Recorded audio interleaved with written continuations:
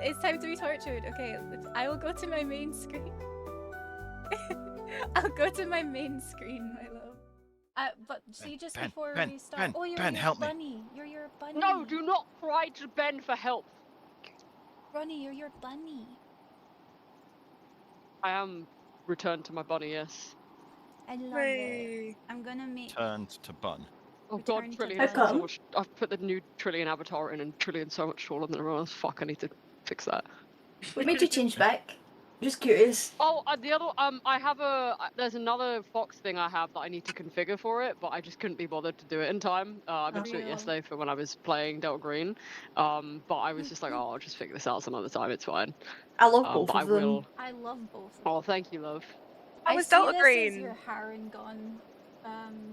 Disgusting is what it was. What? We can talk about it after. I would like to start the session while we... We're No. live on my side. Exactly. That's why I'm like, oh, I don't think Twitch is going to take kindly to me talking about what happened in Delta Green yesterday. I think I might be against the terms of service. Wait, but you were streaming it? Huh? Oh. I know, but that was me streaming it with no one watching. This is me stream with people watching. I don't try. Oh, It's darling. okay. It's okay. Your secrets are safe with my chat. Trust. No, we're I'm sat, we're trying not ready. to. I'm so prepared. I hope Adam's trying to delay the inevitable, but you cannot run Yep. from me. Uh, It is a foolish mean- endeavor, and you will simply waste your energy. And sorry, I feel Final- like I've just come in What's like, this- hello, we're gonna start. What's this big? I what's was this Trillian big Lord. internet Good. cable? All good. I'm so excited. I'm so sorry. I'm so sorry, Adam. You can't dodge your fate. Adam's been sat next to me all day, going, "Hey, can we delay?" Yawn. I'm like, no. Ben just said, Why would let you- what we said, I'm not merciful. Take your token, Adam, and he's giving you inspiration. Oh, nice. Fuck yeah. Why were you trying to delay it, Adam? Hmm? He's scared. Yeah. You will not escape by the Are sounds you not of it, Adam. excited?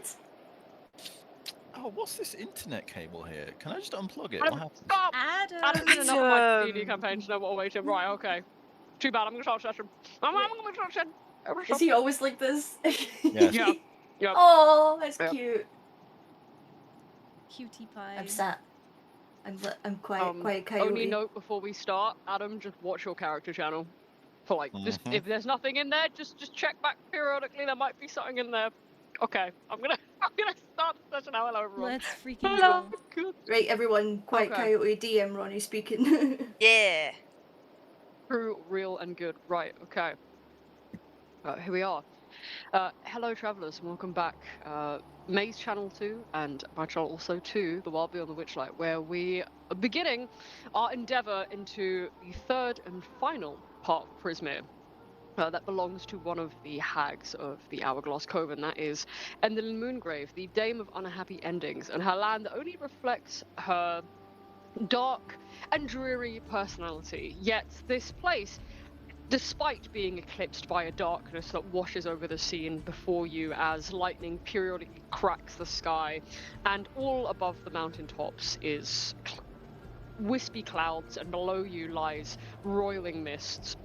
A land so different from the other parts of Prismere that you'd been to, that the darkness of this land is somehow a welcome one, exchanged now for pelting rain and pounding thunder and winds that seem to howl upon your entry into this place, seemingly displeased by your arrival in Yon, as you might be, finding its blustering conditions and darkened skies perhaps the least of your worries, as Adet, being summoned to Shah's domain by her Dark Lady and being abandoned without her magic, is now perhaps sat without the power beholden by the goddess Shah. But as you take your first steps into Yon, knowing that this is a place where two of you may have something that you are missing and are desperate to get them back, your loss perhaps now so reachable as it just sits out of grasp in the cusp of Endelyn Moongrave's skeletal hand, what awaits you in Yon and the mythical tales that seemingly are beginning to be spun in this magical land as you venture to the last part of Prismere, are all that lie ahead of you in the mountainous regions of Endelyn Moongrave's home. So, I believe last time you were just on the edge of a very sheer cliff, hundreds of feet from the nearest safe landing of ground and making your way over the crumbling walls, looking down, perhaps causing your stomach to backflip. You've since followed Amador the dandelion, Pollinella the honeybee, and their friend Gleam through Yon here. And I'm going to go ahead and put you on. You're on a Yon map. I'm going to go and put you on another Yon map. Let's go Ben, see. On map Adam, 2. Ben says, but I remind you that my inspiration will not spare you what is to come. Yeah. True, it won't. It says on Roll20 that this is a special Ben inspiration, which allows you to pass every single save. I think I'm This just getting session. you out of this, Adam. As the floor below you, as you walk this rocky trail, is all but obscured by mist that seem to rise from the bottom of endless chasms, the sky an open abyss above you that would seem to swallow you whole. In the midst of a storm that is now just beginning to quell, the calm of the rain as it begins to slowly retreat back into the sky, and the thunder as it begins to slow and creep away at a safe distance, is all that spares you from the lightning shattering the earth before you, as you find yourselves now on more stable ground as you walk through Yon.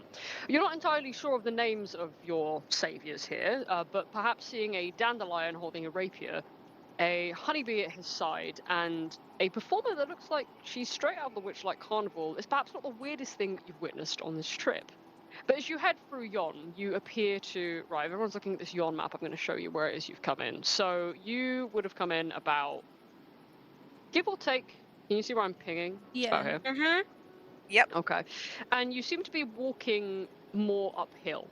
And you are following the soft footsteps of Amador.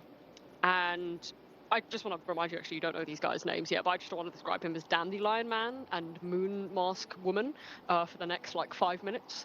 So, for the sake of it, you're following Amador up this mountainside. You find your footing is a little bit steep. You're walking at incline where it feels like the cold here snatches the breath out of your lungs, and the chill that runs across your skin has started to pervade through the several layers of clothing that you've been wearing in anticipation for a part of your journey that has been a lot more chilly than the other regions of Prismere. Nevertheless, however, you managed to, supported by each other and helped by Amador and Gleam, no less assisted by Pollinella and her curious buzzing around your party, you seem to be heading up the mountainside, where there is a path that is just about worn to the side of this peak. It's not that steep, and as you walk upwards, you find yourselves now safer off the sheer cliff face that you had arrived on. But as you head up the cliff, you put your trust in your newfound companions, and perhaps there's a couple of questions circling around your heads about where it is they might be taking you.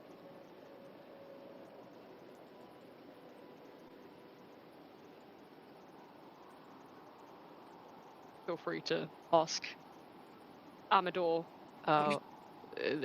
or his friends here their names and I said where this to they might be May. taking you. I said this to May, but I want to say it to Adam as well. I want to hear your characters talk more. Nah. Mhm. No. Leaving more open space for you because.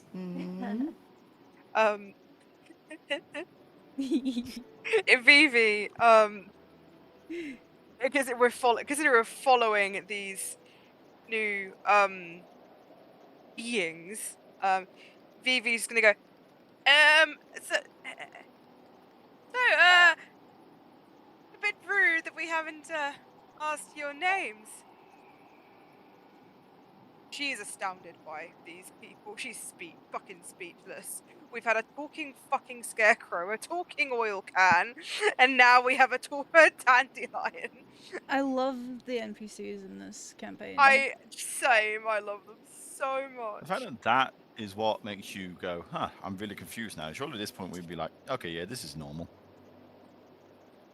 Oz is equally perplexed as Vivi is, but is nonetheless following along with the party and our lovely and mysterious new benefactors, as he's dubbed them in his head before he kind of clears his throat, following Vivi's words and goes, Yes, of course. Considering we shouldn't call you just mysterious benefactors, we would like to know your name of our saviors, at least.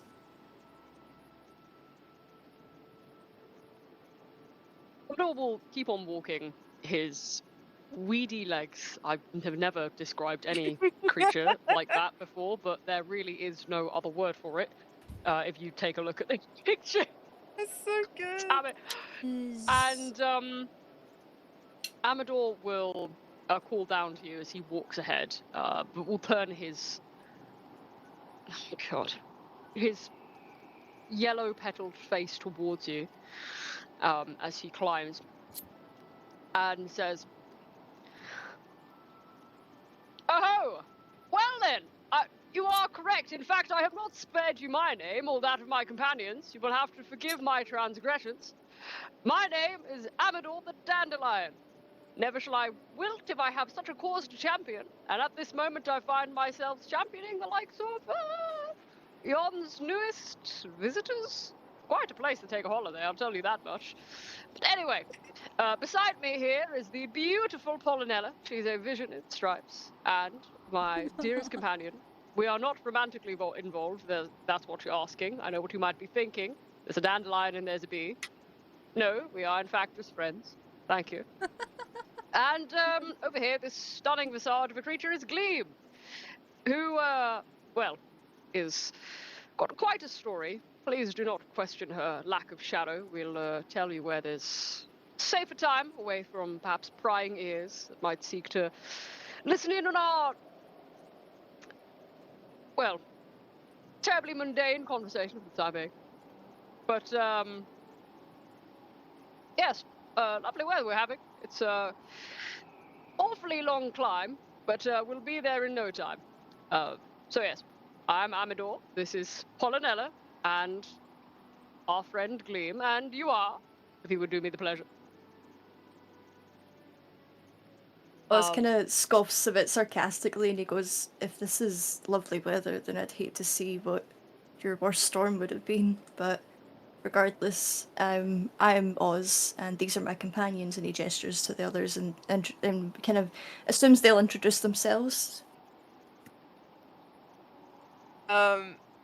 Yeah, Vivi is just, again, like, quite, like, in a similar awe that she's had to, like, squirt and clapclaw. She's just, like, her eyes sort of, like, wide, and she goes, "This place never, ever fails to truly perplex me in the most wonderful way. I've been known to have that effect on people. Oh, please, don't, like, I hope this effect never ends. All the whimsy, it's, I hope it never ends, truly. My name is Vivi, but you can call me the Songbird of a Sword Coast, Lady of Song, Laureate of a Lyre, Flute of Returning Age. Might not ring a bell, but that's perfectly fine. It's okay." She kind of, like, gestures I to will you. try to remember it. I find myself in quite similar brave and bold company, as you can admire from my wondrous appearance. But Oh, of course. I will keep it to mind. What is it? Flutist of the Lyre? Okay. Certainly a longer title than what I've heard in recent time, but I'm not one to talk, I suppose. Who hasn't spoken? I think it's Trillian and Odette, right? I was gonna say Trillian in contrast. The two usual suspects. Wow. Who said that? Who said that? That's what I'm saying. That's weird. Trillian's suddenly gotten access to Smite. No, I'm joking. Trillian. Go on then. I'm joking. Sorry. Trillian will just look at them. You kind of see her gaze a little bit steely, as if there's a weird determination behind her eyes, and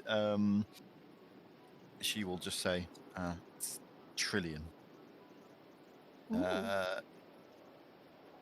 Yeah, just Trillian Lichty, if you need to know the full name.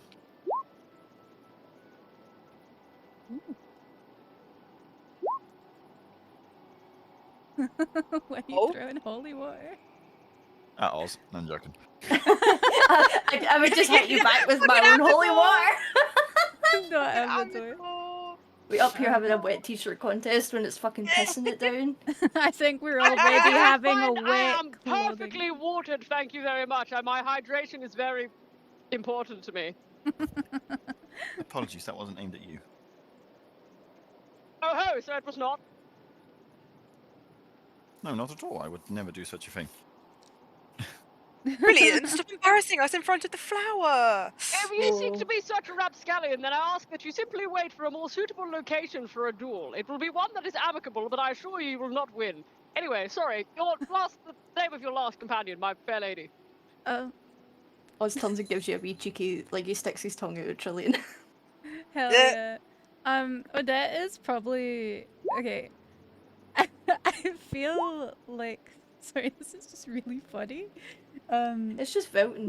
It is. Yeah, I love it him. is. I love great. it brings me so much joy. No, I think Odette's probably like walking behind everybody. To be honest with you, the way I kind of imagined it, I saw her like kind of gripping onto like Trillion's like overcoat or something like that. And just like following them. So I think she's probably just like very quietly just Odette. My name's Odette.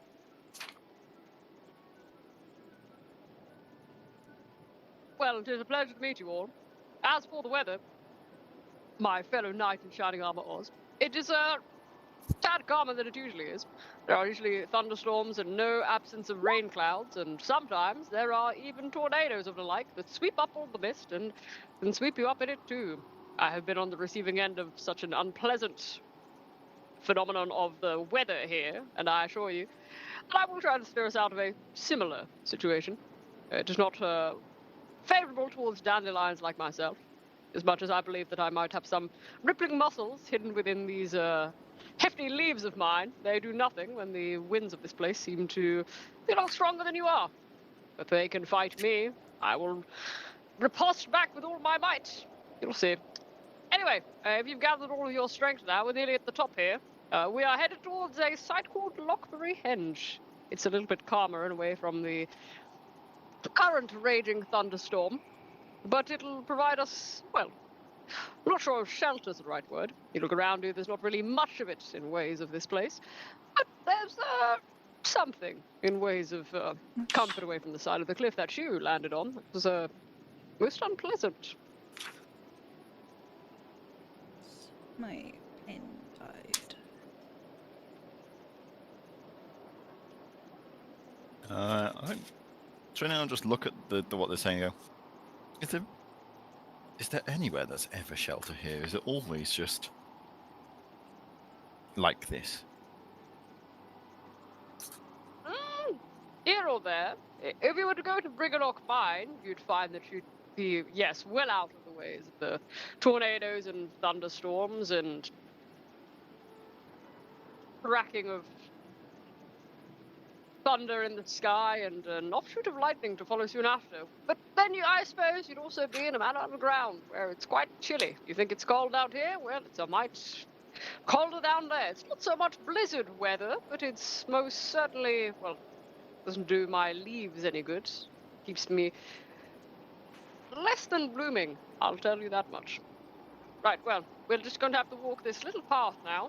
A little bit, snake-like endeavor up here, so just hang on to each other if you feel. Of course, there's no barriers here, because why would there be?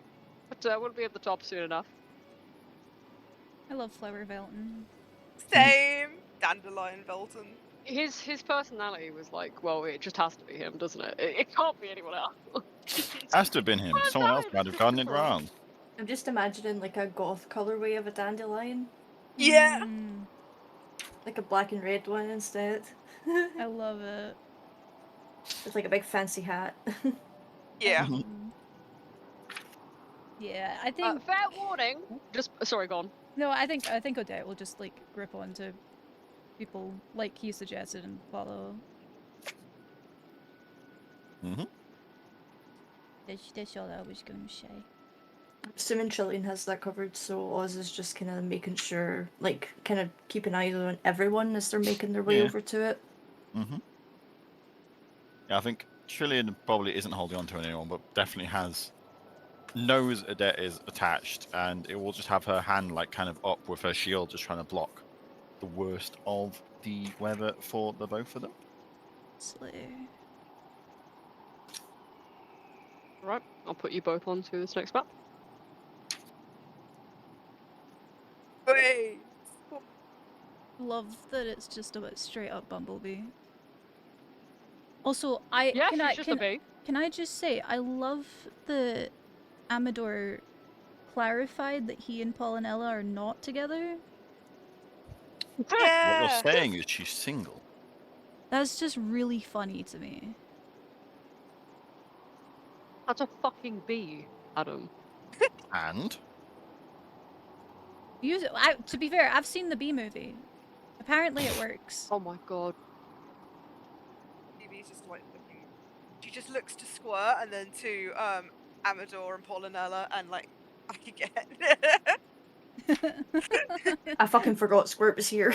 Yeah, and then she just murmurs under her breath. It's like, I love this place. Yeah, Squirt is like no longer the weirdest apparition here. Yeah. I La love what a it. world, eh? Amador will turn back to you as you near the top of this cliffside and say, I do just want to warn you that we are encroaching on the territory of these peculiar creatures called Koreds. They are, how should I say, they're not friendly, but they're not hostile either. But this is one of their many resting places, so we'll be polite and abide by the rule of hospitality, shall we? Well, given that you're all alive, I would have to presume that you've already been doing so for the entirety of your journey. So, do come along. We'll try and say hello to the locals. I think at this point, Amador and Gleam and Polynella will just kind of round up the side of this path. Feel free to follow them. I have it on the map. Yes, I have. Mm-hmm. Fantastic. All right. Oz is gonna look wary at what they said and just kind of like eye back to the others at the end of the party and see like Odette's still injured and just kind of flash a worry as he furrows his brow. Should that be of much concern? One of our party is heavily injured. I would like to know if I needed to administer some healing first before we met any locals, in case they do pose a threat. Oh, no, you'll be quite all right. If my gut feeling about all of you is correct, then I'd be of your interest to talk to them anyway. But they're not ferocious creatures. Not that I should be one to judge. Sorry, I actually was on the wrong map. The correct one is there now. It should look like a chessboard with chess pieces. Okay. I was just like, why did it The see- scene with the movie maker. It felt like Windows Movie Maker transition. I was so Oh, I didn't even confused. see that. I was Oh, I didn't even see that. I wasn't sure if it was only me and I had to refresh. That's why I was asking. That's really funny. Oh my god. No, they are. I was on the wrong version of the map. Okay, let me tell you what you see Oh, as this you is round the top of cool. this. You are safe mostly from the blustering winds here. However, the cold of this place is still beginning to chill you to the bone. You are somewhat warm from the walk up here, which has at least shaken much of the breeze off your backs. And as you reach the top of this peak of the side of this mountain, you find that atop a boulder-strewn plateau stands a circle of about 8 megaliths. In the center of this henge, a small checkered game board with stone playing pieces rests on the ground near the dying embers of a campfire. There should be a campfire on this map, but there isn't one. Not to worry. I have one. I was gonna offer to draw one for Here's you. one earlier. Yo! Yo, look at Oh my these god! guys. I love it. I swear I've used this little campfire before when we were cooking fish. I think so. You yeah. did. You did. For some reason on my screen, the chess pieces weren't there, and then they all suddenly appeared at once. Same. That's just how chess pieces do that. Yeah, I think that's right. That seems correct. I didn't realise we were playing Fire Emblem. I don't know how to play. I don't know how to play chess. I You know how to play love Fire Emblem? chess. I realize I wrote the hedge instead of the henge. What? Oz is gonna go over to the fire and kind of like investigate, make sure it's like suitable enough, and he's gonna like put his cloak down on the ground and kind of gesture for Trillian to bring Odette over to there to warm her up by the fire.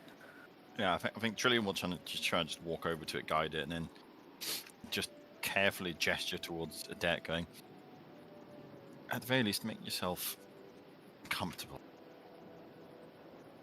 The least you can do for now. It's no princess bed, but it's the best we can do at the moment. And he kind of like pats his cloak on the ground as if to tell her to like put her butt there.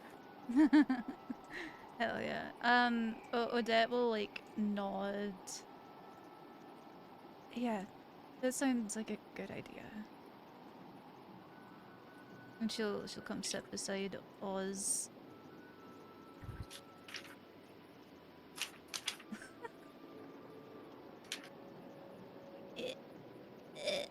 I'm trying to I get love that I this. love that I can already identify the bishop. No, the king. The bishop. The knight. The rook. God, I hope you guys have experience Queen. playing chess because I sure as hell don't. That's great. As you gather around the campfire, Amador will turn to Gleam and say, Gleam, darling, could you do the honors, please?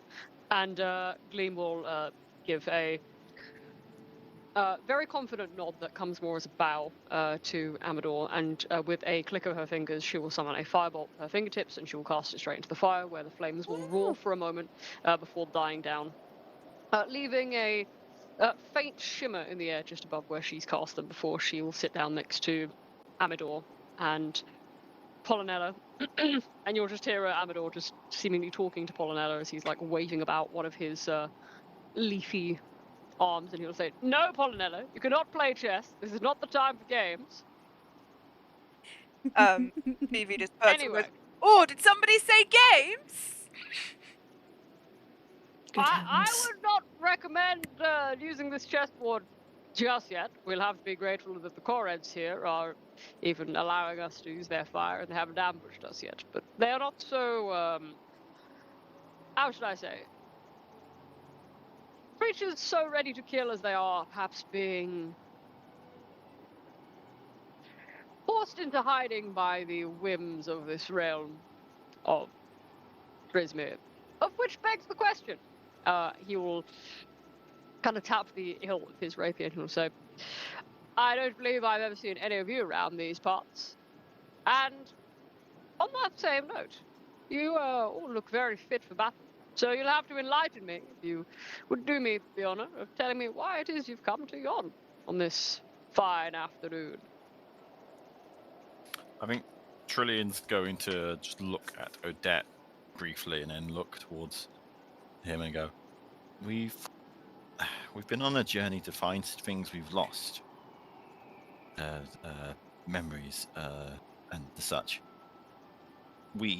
So far, Oz and Vivi here have found theirs.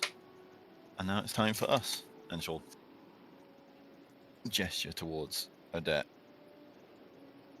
And she'll just finish the sentence going, we need to find that which we lost and get it back if possible. You forgot one important thing, Trill. We've already killed 2 out of the 3 hags that plague this realm. So maybe Yeah. we can finally rid the blight on this poor land. Yeah, of course. We've also, we've like Oz says, we've been, well, we've taken 2 of the sisters out, and maybe we're hoping we can go for the 3rd and final one. Oh, so you have. I'm terribly sorry. I did not realize I was in the presence of such fearsome warriors to rival one like myself. My goodness me, what fortunes the Summer Queen has bestowed upon me this day. Well, It is certainly a pleasure to meet you then. I think you'll find that we'll get along swimmingly.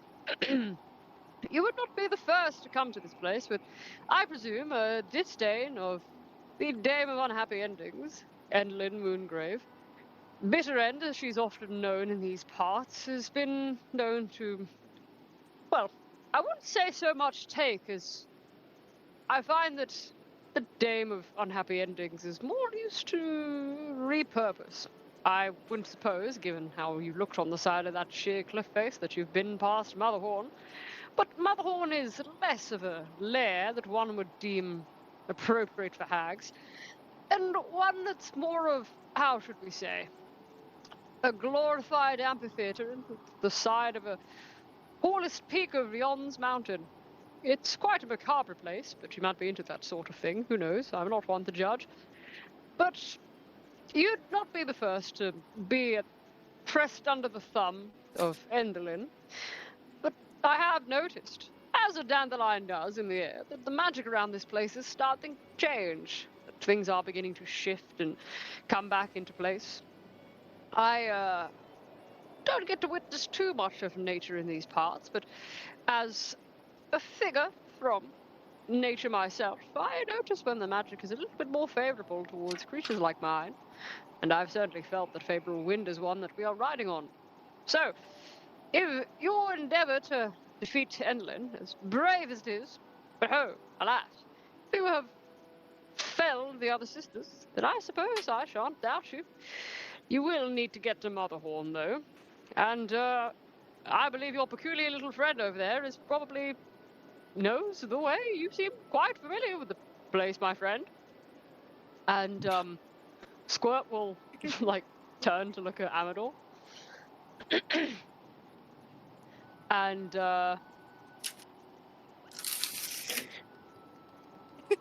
just say, just turn to him and say, I am as familiar with this place as you are with the grass. That is to say, I've not been here in quite some time, but I still know it like the back of my hand. Well, at least if I had a hand. If you had a hand, if we had hands, I remember the way, but I don't remember the weather here being quite so terrible. and Amador will look back at Squirt and say, well, my charming little tin can fellow, yes, it's been quite the awful time, beyond, but I am to presume that with this gracious news that you brought me, that Bitter End probably knows that her sisters have fallen, or been given a bitter end, if, you know what I mean.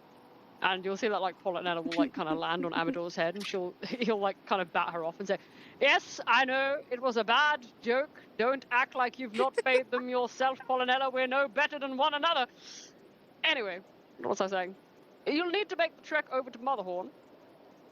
And, well, if you've got the things that you need back, then, you can see that Amador kind of trails off. I believe that you'd been given Amador's name by someone, because I think you were told that he knew the way to Palace of Heart's Desire. I can't remember who said it. I know that someone did. But you can tell that he's probably hinting that he, as much as many of the other people within Prismere, want Zybilna freed from her time stasis at the Palace of Heart's Desire. And you can tell that he's trying not to imply that you should do it, but you can tell that he kind of wants that to be the outcome here.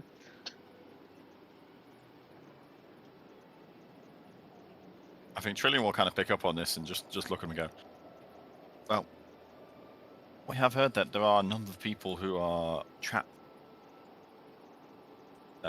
with the hag. I mean, if you help us get there, I'm sure we can make sure that as many people as possible are freed.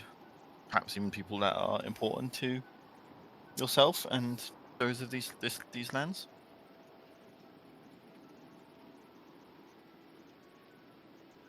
How very kind of you. Yes, I suppose in order to do that, we'd have to go to the Palace of Heart's Desire. Who said Palace of Heart's Desire? I certainly didn't. That was not my suggestion. But, yes, if you've been here for quite some time, which I imagine you have been, you've come at a time where this land is in quite an inopportune state of being, under the vice grip of the hags of the Hourglass Coven. But if you are looking to go to the Palace of Hearts and Desire. You said that, not me. I didn't suggest it. You simply implied it. I answered your question. Then I suppose if you are to help us in Yon here, then I would not be opposed to taking you. You've been quite pleasant company, and I would certainly like to see your skills in battle. That is to say that you are spinning the truth and not a cumbersome tale. So, yes, I think you'll do just fine as far as company goes. I think that's a fair trade. You said you needed help, as in there's something we can do for you, or do you just mean as in help freeing someone? I think she means. I think he means killing Endelin. Ah. Didn't realise that would be so simple to do. Thought that would be the only ask. I'm sure we can at the very least try. Well, I believe that we find ourselves in quite similar plight. If you have made your way into the howling winds of Yon, then already your presence has already been carried to the likes of Bitter End. I'm sure that your arrival has already fallen upon her ears, which I'm sure she'll be displeased about, but, you know, she might be entranced all the same. As for the three of us, well, I find myself somewhat of a fugitive. Now, you might be thinking, how is this charming dandelion before me a criminal? Well, I will tell you that I'm not. I'm on the run after freeing Polynella here. She is, in all of her splendiferous beauty, a queen bee. And I managed to rescue her from a Cyclops beekeeper after Cool. doing a heroic run of taking her from those sticky confines of the hive that she had been trapped in. We crossed paths with Gleam here, and after hearing Gleam's sorry tale, I came to a resolve to help her. Appears it is not just you within my good graces, but Gleam, I shan't steal the spotlight from you any longer if you wish to enlighten our new friends here of your story, if you would. Gleam will kind of, I think, she's probably sat kind of upon her calf muscles where she's like got both knees kind of facing towards the fire. She's got her hands held up to it, and her rose-colored skin almost glistens in the low light of the campfire, and her dark eyes, visible through the ivory of her moon-shaped mask, will look upon you with a profound sense of kindness. And I think, having found all of you here, she will say,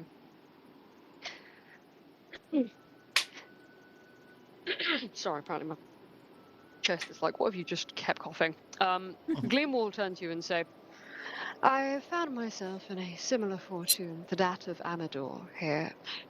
I, perhaps much like some of you, become somewhat of a victim to Endelyn Moongrave and her dastardly schemes.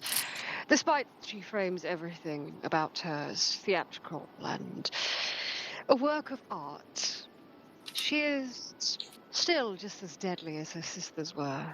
You have my thanks in taking their lives. As for the Dame of Unhappy Endings, she snipped off my shadow using a pair of magic scissors. And she's imprisoned my twin sister Glister. Given the rule of hospitality, Endelyn is prevented from harming my dear sister. But I can sense Glister's distress, even from out here. Her pain is my pain, and her suffering is evident, even this far from Motherhorn. It is emotion within my soul that I feel every time that I imagine she must cry for my return.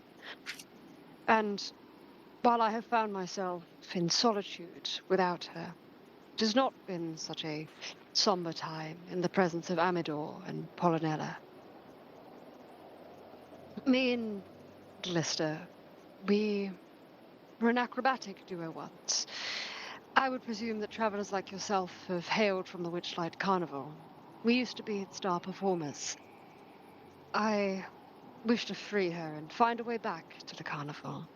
There are a manner of phenomenon here in Yon, as are the many domains of Prismere.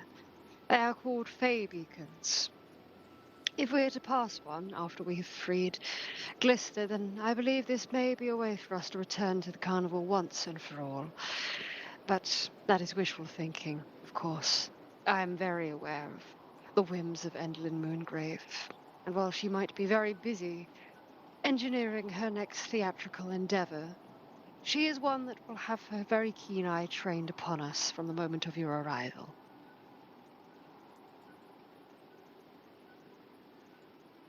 Ronnie, I love the What's up? voice you gave to Gleam. It's so Oh, thank good. you. Oh, thank you so much. That's really sweet. No, Thank you. it feels really kind. I like it a lot. Yeah, it fits her. Yeah.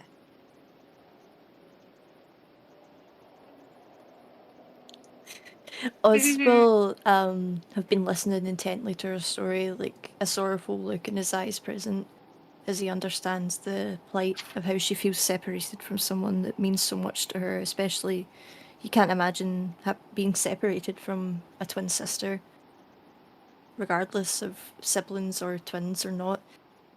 I'm so sorry for your loss. I do hope we can reunite you with your sister. We've been familiar with Endelin's ways of cutting shadows from people. We had encountered one such being before, though they didn't last long either. But maybe we can get your sister and your shadow back. If Endelyn were to die, any deals she made or magic she's cast will come undone.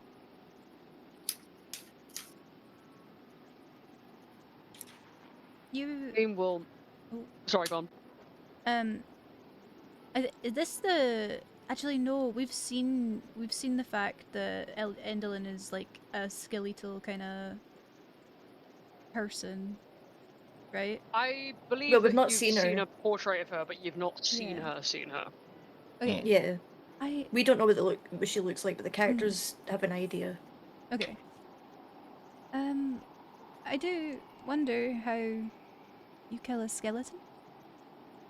Oh, right. Just Gleam keep will burying the thing till it stays down. Gleam will smile at you warmly, Oz, and say, "That is most kind of you to offer. Truly, I would not put such weary travellers in my debt, but I suppose over our journey together, if there is a point of convenience, then I would not be opposed to freeing my sister. But it is as you say, Odette. If Endelyn were to find her own bitter end in this place, I believe that we would all be better off for it. Part of the reason that I believe Endelyn separated me and Glister in the first place is something that you may have already heard of, skilled travellers as you are. She believes that her own demise will occur during an eclipse. Because there is no moon in the sky over yon, Bitter End assumes that the eclipse will be a symbolic display rather than a literal one. Since my sister and I are somewhat of a living embodiment of the moon and the sun, I believe it was in her best interest to separate us, releasing myself while keeping Glister as her unfortunate guest. I suppose by keeping us apart, she hopes to forestall her doom. But with your bold presence in this land, I hope she is to soon believe that it is inevitable, as all things are. Amador will, I think, perk up after you say what you've said about Indolin Oz, and he'll unsheath his rapier from his belt and he'll like spin it through the air very deftly in one hand, as you probably wouldn't imagine a 3 foot tall dandelion would, but nothing surprises you anymore. You're in Prisma. And he'll point it like up at the sky and he'll say, "But oh, she, a skeletal lady she may be, but a hag she still is. While she may take the form of something long past, she is most certainly a hag, and has her way to be foiled and killed, and her soul reaped away as the same way that you've done with her sisters. Though something does trouble me. Enlil, while being the youngest of her sisters, hilarious to say I know, looking the way that she does in quite a macabre manner, she is the youngest. It does not elude me in its comedy. Anyway, Enlil, while being the youngest, is perhaps the smartest. She presents an air of magnificence in the marvelous plays that she beholds. But all the while, she is an intelligent being. You've already heard well, I see, of her snipping of shadows, and that only pervades to her magnitude of intellect. If she knows that her sisters have been felled, well, as much as I'm sure that she did not like them, there's every opportunity that she might already be plotting against you. She will phrase it in a way that seems like it might be trying to help you, with perhaps one or two of you with things that you are missing. She may endeavor to want to return to you. But as you probably all well know, that dealing with hags always comes at a price. If a swift end is one that you are trying to make sure that she meets, then I would not be opposed to the fact. But given that she probably has already well heard of her sister's defeat, she may already have something in the works in regards to trying to pull the wool over your eyes, so to speak.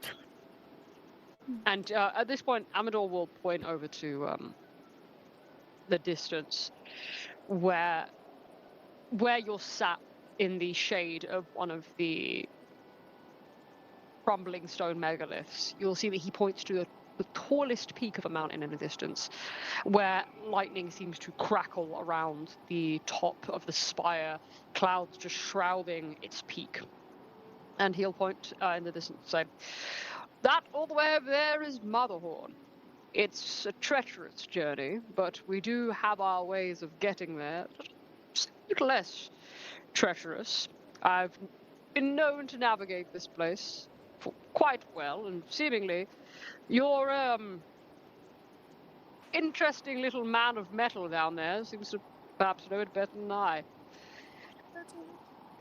But if you are looking to take the fight to Enderlin, then I will present you a short tale about this place, Vion. There are a manner of interesting creatures around the Feywild, as I'm sure I'm probably the most interesting you've met.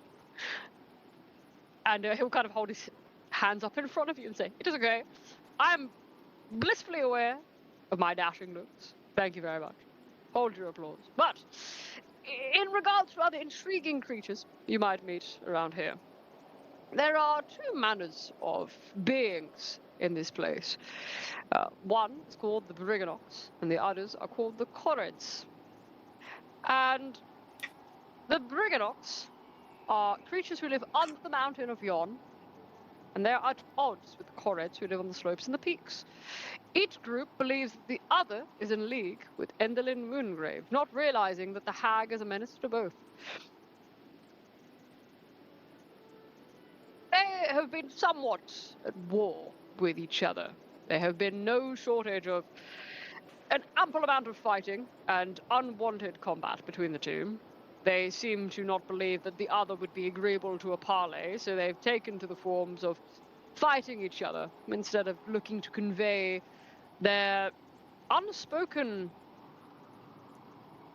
allied mindsets through words. But I believe, perhaps in more grace than I might possess, if the Briganox were to learn that the Korreds were not allied with Endlin and this information was conveyed correctly, we might find the Korreds and the Briganox may sort out their differences. And likewise, if we are able to convince one that the other doesn't work for Endlin, they may be amicable to meeting. I would imagine that in either case, if you were to be so persuasive in the tact that I believe has gotten you this far, there's every possibility that both of these clans would be your allies. You'd have more to help not only fight Enderlin, but perhaps to take down her defenses. Not something I'm implying you must do, but definitely something to be aware of in your timely stay in Yon.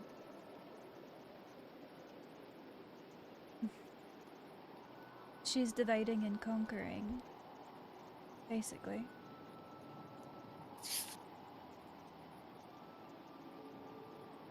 And we have much to take advantage of, by the sounds of it. At least in my opinion. Quite right. It's mean, best to use this to our advantage.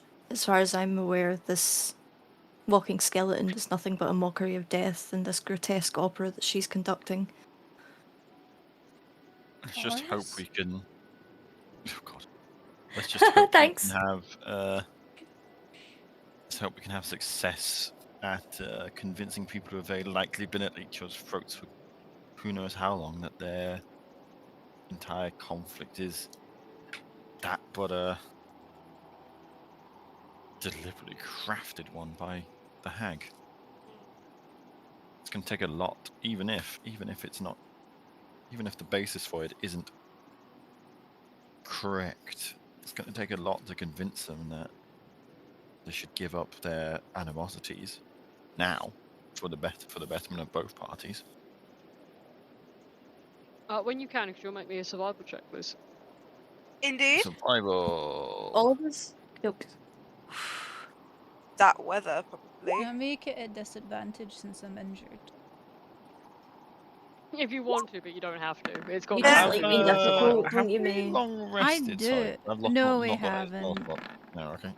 That's why I was making an effort to say that Odette was still injured at the start, so I was continuing the narrative. I ain't got no spell slots. Survival. Yeah, don't worry. You'll have a long rest before anything happens. Mm-hmm. Oh, not good. It's what a DM about to kill us all would say. We You always- twinning. Me and you, baby. We twinning. Me and Yeah, you. what is these matching rolls happening right I now? know, What the hell? me and Trillian. Yeah, this is weird. Oz Yeah, and and then the ZV. number that you did, the other number you did roll on that is the combined number of the others. What the fuck? Okay. Just This That's is crazy. just for that Thanks. guidance, 14. No, you're please. not. 14. Ah, Don't mess it up. Right, anyway, Trillian and Adet, I think, hearing the story of the Briganox and the Koreds, creatures that Amador appears to quite vividly describe, but you don't know what they look like, will notice, I think, at this point, round the campfire, perhaps where you've both cast your gaze to the crackling embers of the before you, that in the have a look. Just around you, in the dust that settled around this area, that there are two sets of small sooty hoof prints that lead all the way from the campfire up to this stone at the back here. So you'll see that they go all the way around, and then all the way around the side, and then seemingly lead to this stone. You can see the stone I'm pointing to, right? It's this one Oh, over wait, here. 2 seconds. Yes. Mhm. Yeah, one right at the back. I think Trillian will just look at that and then turn to Dandelion and go, have we been the only ones here? Or is Amador there will someone put- else? Two foliaged fists onto his hips. I've never said that sentence in my I life. love the way you're Foliage describing him. It's incredible. It's He's so so good. funny to look I at, though. love Like him. literally, just look at this. Look at this guy. He's just So, a guy. like, This'll violence, though. The whimsy that you're using to describe him is Yeah, absolutely that's the thing. immaculate. It's like, how can you not be attracted to charismatic characters? He might be a fucking dandelion, but he's got a personality Oh, of like exactly. a king. Amador's my hear me out. Listen, me too. What do you think I was saying Oz has been a bisexual mess for? Yeah. I will put Pretty Amador on moon my hear me out lady, cake. charismatic dandelion man. Oz is God, just sitting there Lauren. with like a pink Yeah. dusting on his treatment face. ever. Lauren, why Yeah. is Gleam and Amador just Azora and Velton? Why is it just my two lot? Oh my god, yeah! They actually are! What the fuck? Yo! What the hell? Yeah, and the fact that they're next to Self-insert. each other as well. I love I know. it! They actually are! Right. Anyway, Amador will look towards where the footsteps go, and he'll say, quite a peculiar set of footsteps. Well, quite funny I'm talking to you about the Koreds here, because these look like they belong to those very pesky creatures. If they are as stealthy as I remember them to be, they're probably hiding somewhere in the area. It would probably be in our best interest, and, of course, off the tale that I've spun for you here, that we make sure they know that we mean no harm. And you'll see that he'll, I think, at this point, where is it? Oh, I've got so many sheets open right now. God damn it. Here we go. So let's have a look here.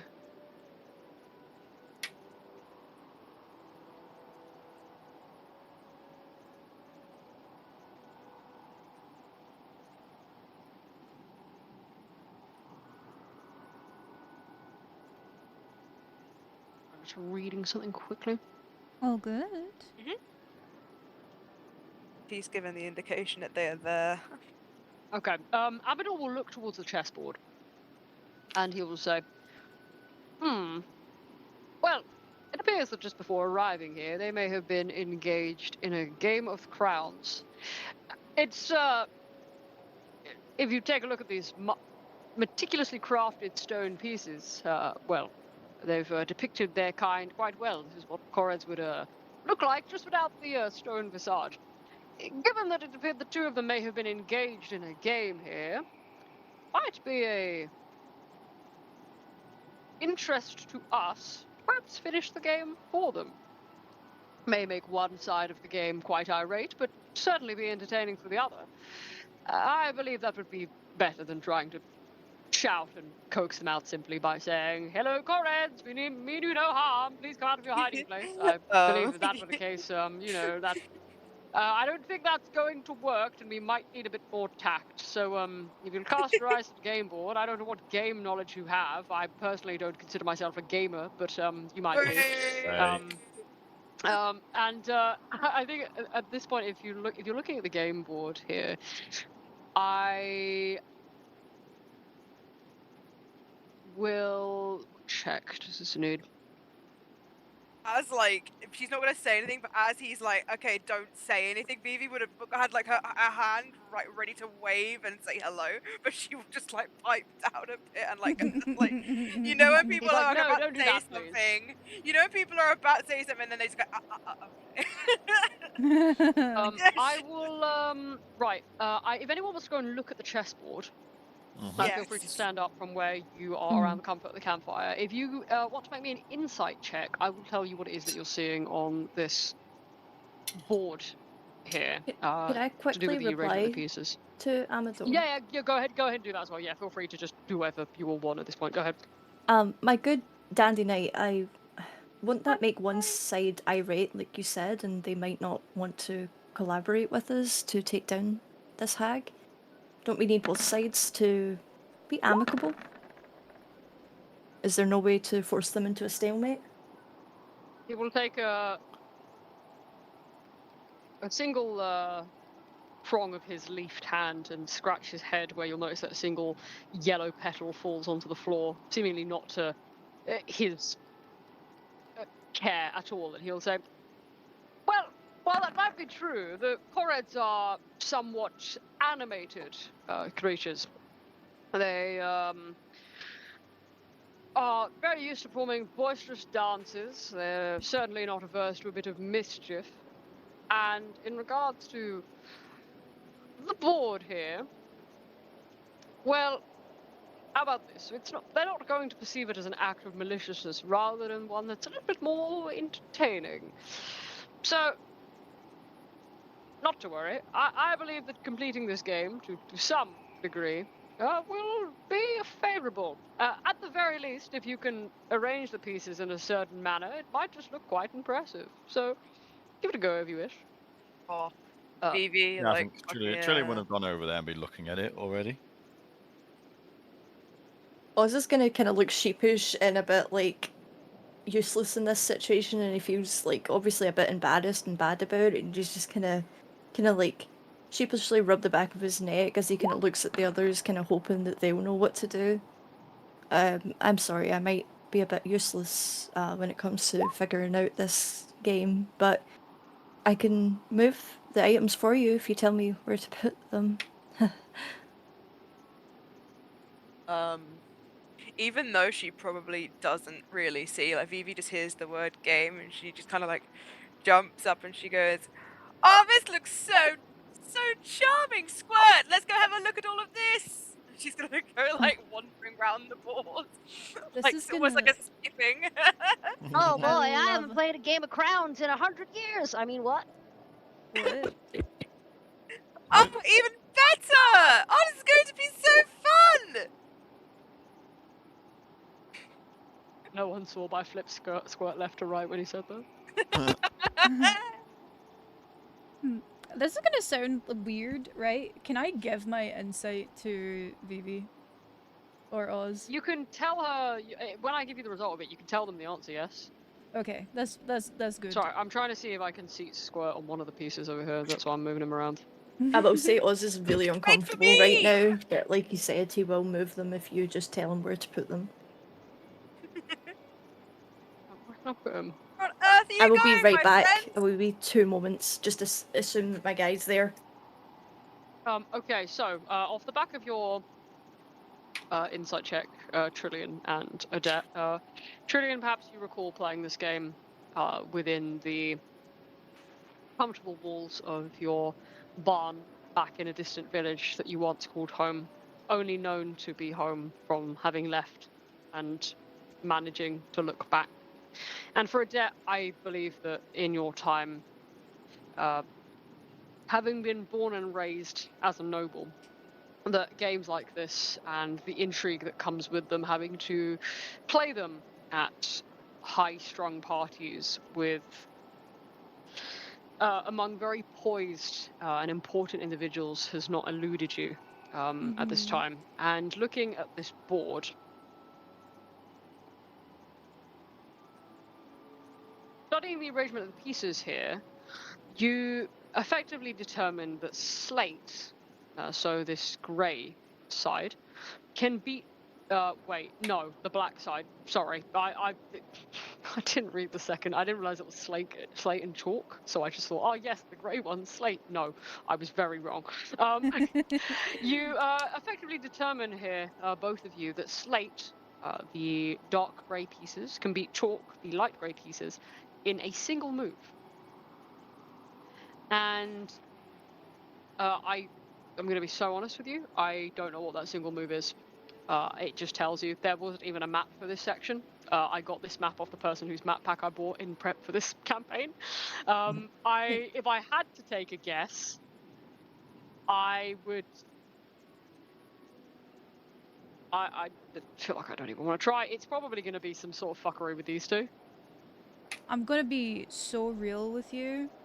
I know fuck all about chess. Oh, same. Hang on a minute. For this, don't worry about trying to figure it out. We're gonna because we'll be here all day. I will say, for the sake of it, just for the fact that this is D&D and this is not real life chess, this is Crowns, played by some Coreds, who you still haven't seen, but they're funny looking guys. I'll tell you that much. We'll go ahead and say that it's this. There was no map provided. I think I already see what the winning move is anyway. Trillian, you've got shaky thumbs Yeah. up. So the one you're pointing at, the queen, move it diagonally 1 to this place here, and that's checkmate. Yeah, that looks like checkmate. Okay.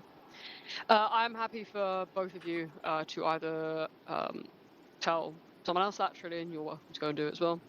Up to you. I think Trillian will look at Oz and go, well, we can win in 1 turn, but I mean, you indicated maybe you don't want us to? Or, I don't know, do we do it, or do we save it, I think? Make a stalemate of it. 2 moments, my loves. Somebody rang the door, so I don't have to check it. Oh yeah, of course, right, yeah. Do not worry, she is literally just coming back. Yeah, no worries. Well, basically, yeah, we can do it in 1 turn, but obviously Oz said maybe not a good idea, so Trillian's basically just going, Maybe. do you want to, basically? I mean, even Yeah, like, right, Wanga. even as like you guys are talking over the camera, maybe goes, has anyone got any move ideas yet? Vivi, yes, we can win in 1 turn. Just move this here. Yeah, you move this here, and that means that this thing here can't. If it moves up to take it, it'll get taken by this other one. It can't move that way because it'll get taken. Can't move that way. Basically, yeah, it's I guess checkmate they call it. Mm, you're correct. My sister and I played Crowns a lot when we were growing up together, but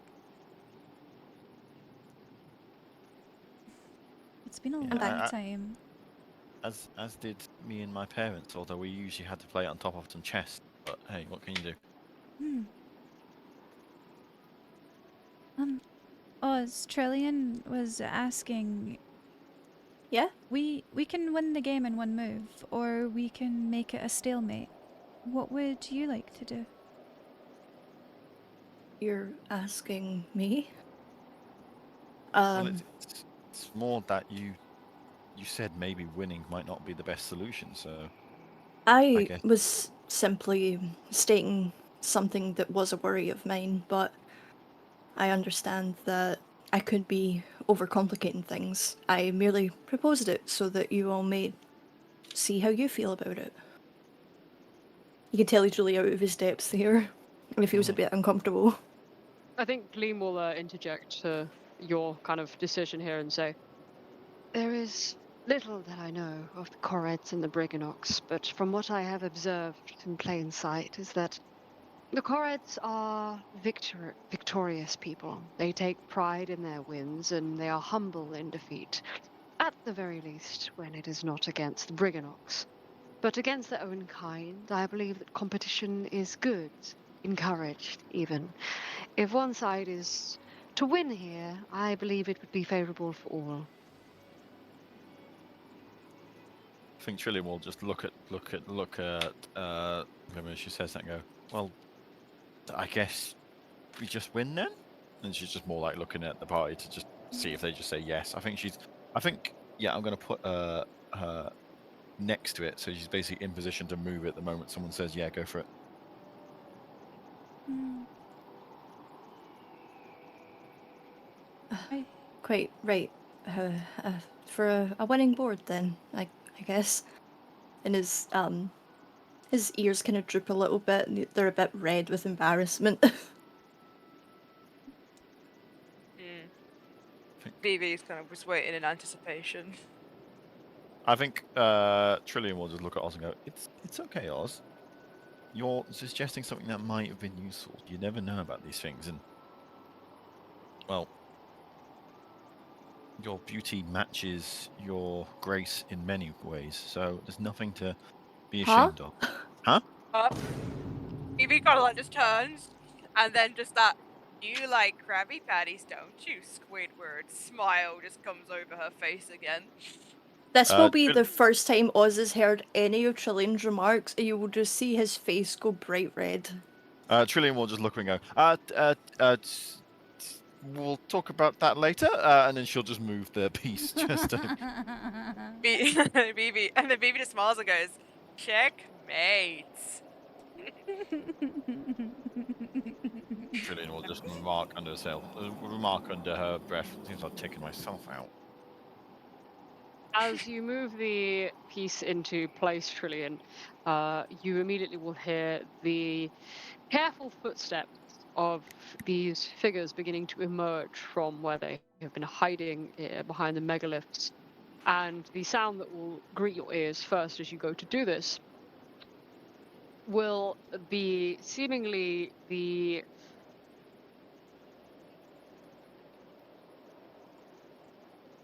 very upbeat laughter from one of these creatures that now come into view.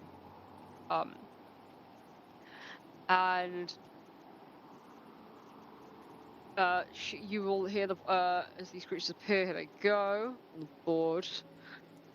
And one of them appears to be clapping her hands and kind of punching a fist into the air as she says, "Oh, jolly good show, I say. You know, Jagu, I don't think I could have done that move myself. But these great entertainers that have joined us here in our camp are seemingly none the wiser. Well done, well done. And these are the Horreds here, and they Nice. look like this. They are Hey! funny wow. little things.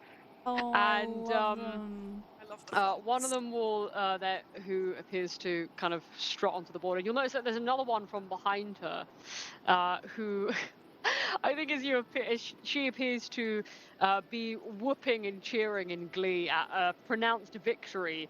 Her joy is starkly contrasted by a Corred behind her, who appears to join her very grumpily, chewing on pebbles and glaring at you. And she will turn to you here, Trillian, and she will say, "By accordance of my will, Queen Argantel of the Correts, and upholding the rule of reciprocity within these precious lands of Prismy, I grant you, victor this day, a gift. Please, pick a rock. Any rock." And she'll kind of gesture to the kind of rocky grounds around you, where there are many a jagged rock or a smooth pebble lying around, and she's just asking you to pick one up. I think Trillian will just look at the closest one near her and just pick it up and just like present it, going, this one? He'll take it from you and say, "Oh, a most pleasant choice." And you'll notice that she puts it in her hands and she begins to squeeze very tightly. And you aren't really sure what she's doing with this rock until, as she begins to pry her hands apart, you'll notice that she's transformed this ordinary lump of rock into a star sapphire. And you will notice that this very bright gemstone has begun to glow very faintly as she hands this to you. And this is, as said, this is a star sapphire, which I'm not sure how quickly you'll be able to sell this, but this is worth 1,000 gold pieces. And while this star sapphire is glowing on you, Trillian, it has the properties of a stone of good luck. Oh, well, stone of good luck too. Hell yeah! Let's have a look. +1 bonus to ability checks. Oh, thank fuck.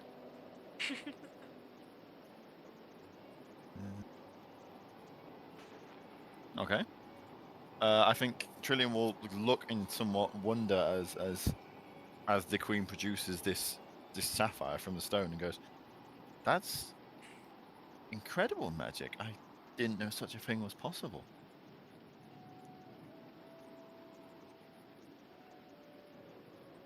You'll see as the her grumpy competitor off to the side will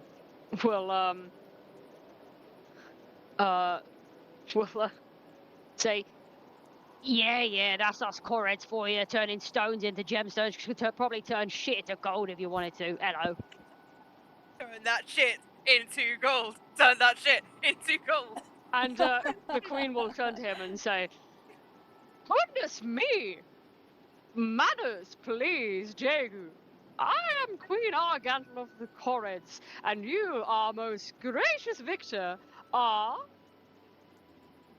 Trillian will realize that she's been spoken to like that. Will do a very, very like short, almost like curtsy and go, Trillian Lichty, your Highness, may I also introduce my companions? We also have BV, Oz, and Odette, and she's basically looking. She's just immediately trying to gesture to someone else, so that hopefully the queen notices instead of her. So there is actually some art of her that I believe does exist, but it's just, again, as a lot of annoying things are, is not in the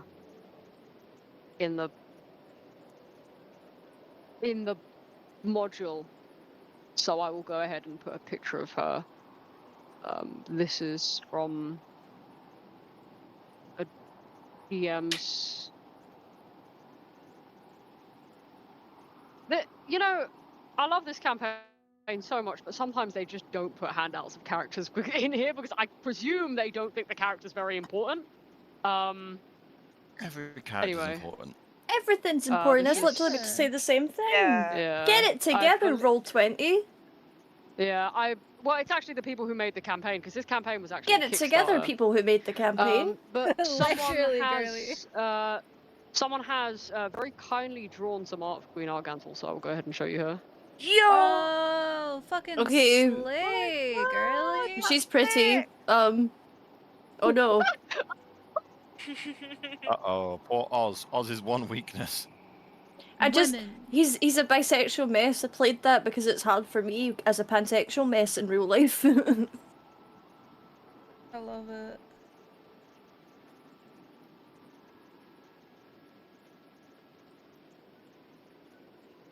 And right, anyway, sorry, you just introduced the party, hadn't you, Trillian? She will turn to you with a very glistening white smile against pale stone-like skin, and she will say, "What? It is a pleasure to host you in the court of the Corrids. I say, we have not had some distant travellers of this part of Loch Rehenge in quite some time. Do enlighten me upon your visit towards our loveliest of lands. One of many, I must say, but who have caught us on a wondrous game of crowns, of which you have won my side, and I must thank you graciously for bringing me a most grateful win this day. But in all of my splendor, do honor me with your reason for arriving to our clan here in Yon." I think Trillian's going to just turn back to the party as if to go, do we tell him everything? Do we just tell him a little bit? BV will immediately pipe and go, "We're gonna kill Enderlin Moonbow! Yay! You mean Moonbow? Moongrave?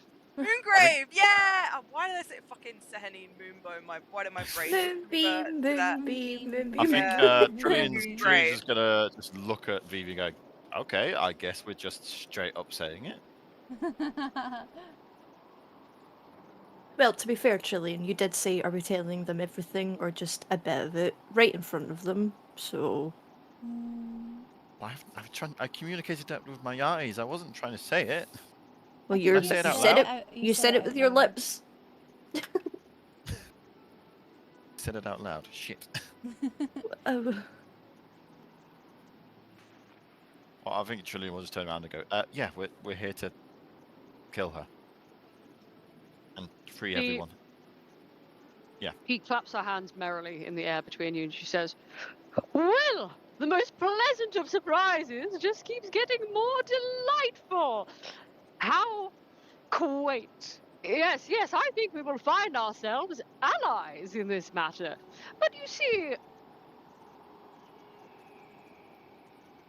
my most esteemed guests, Reverend Trillian, we have another issue that is not just the likes of Enlyn Moongrave and her reign of terror upon this land. No. We have something far greater.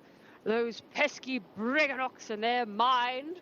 They've been a thorn in our side for quite some time, you see.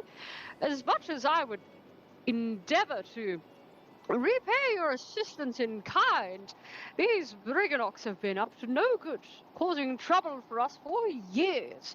They have been, well, unpleasant, to say the least.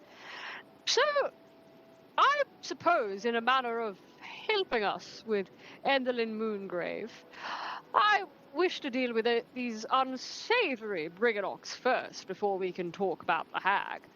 They are a repugnant creature and a blight upon this land. They have been vile to me and my Corrids. I do hope you've not had the displeasure of meeting them yet.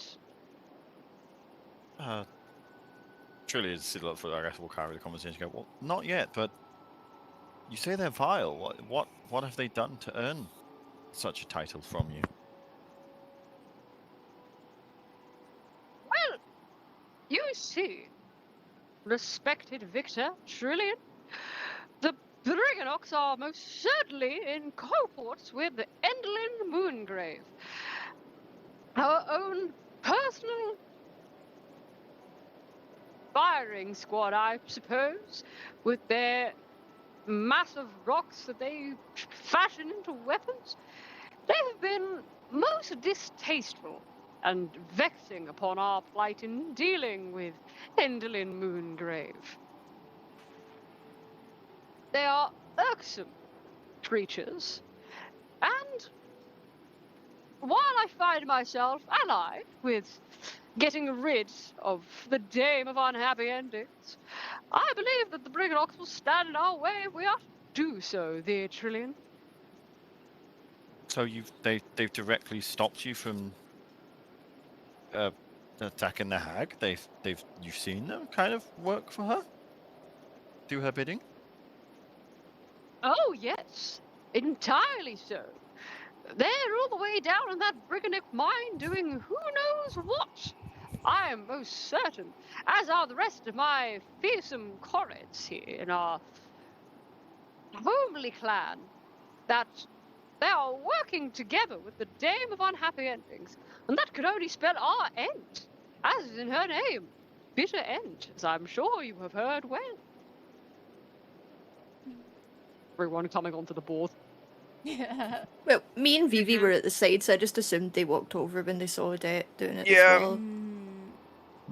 I think Trillian will, as a kind of slight remark, because obviously at this point there's going to be no convincing her without evidence. Go, yes, she is definitely a one who can manipulate people into believing the worst in others, and I've no doubt her hand is viciously held over over all of this. So, I mean, and she'll turn back to the party. I guess we could check it out, see if we can find a way to help you, and in turn, maybe you will assist us in finally putting an end to our mutual enemy, I guess.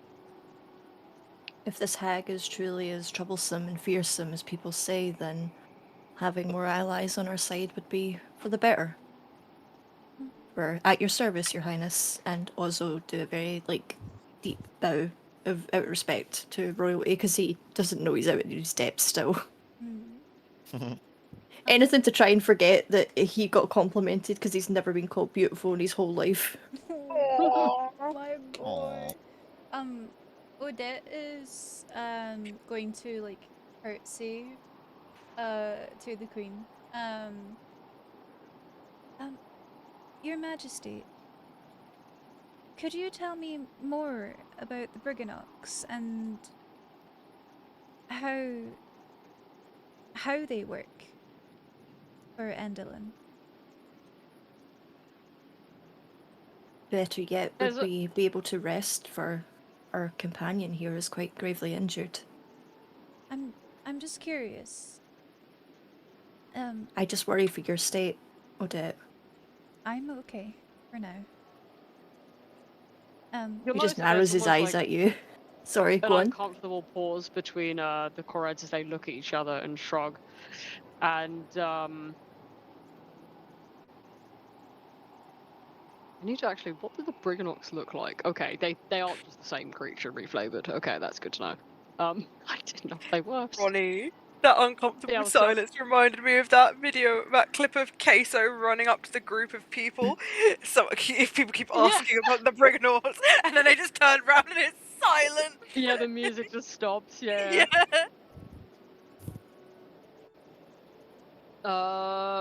Where's my page? I've got so many popped out.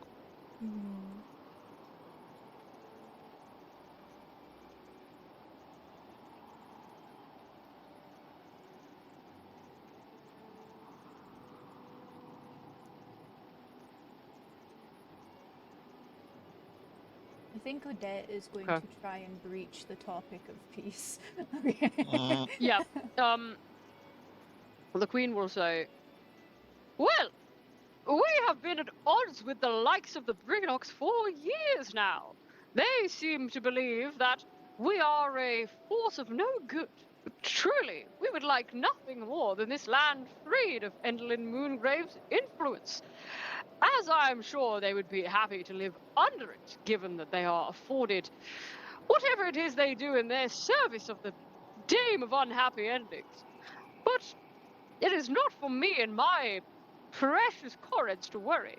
They are our sworn enemies, and for as long as they refuse to work with us on these badges, sworn enemies they will be, my friends. What does badges mean? Forgive me. I'm unaware of the term. Say that again, sorry? What does badges mean? Oh, I probably meant to say a word that sounded weird. What was it? What was the sentence? I probably just missaid something. As long as they refuse to help us with our badges, then our enemies they shall be, I think is what you said. I do have my an God, I feel auditory like I- processing disorder, so No, you might you're fine. not I just have can't even said remember what I badges. said. You No, might I'm not pretty have sure I said heard badges. bitches as well, to be fair. I think I tried to combine two words together. She should have probably just said as long as like it was basically they refuse to help us in our like plight against Enderlin. They're like basically just enemies. So yeah, but she can't really come up with a substantial reason as to why they're enemies. But she just basically thinks that they are allied. They are basically. She Okay. believes that they are against her and her Correds. So, for as far as she's concerned, she believes that because they are against her, they're working for Enderlin. Obviously, as Amador has told you earlier, he knows that both sides aren't working for Enderlin. They just believe that the other one is, but they're too aggressive with each other to parlay. For as long they just That's believe what that I the other thought. side is in league with Enderlin. So Yeah. they both staunchly. You would imagine that if you go to the Briganox, that the leader of them is going to say the same The thing. exact same thing. Okay, that's fine. Yeah. Odette is going to look quite serious for a moment. Your Majesty, have you ever heard of the term divide and conquer? One of the best ways to deal with people who are under you is to make them fight one another. To use their ideals against the others. To make you feel unsafe. So that you are on edge, so that any misgiving could turn into a fight or a war between two peoples. I have a strong belief that Endelin might be pitting you two against one another. I wonder if they were to agree to rise up against Endelin, would you be willing to fight alongside them?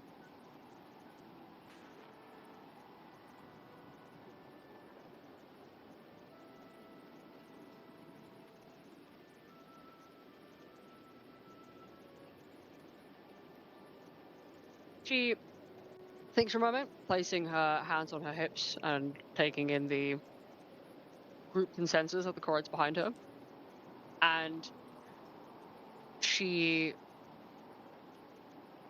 will turn to you and say,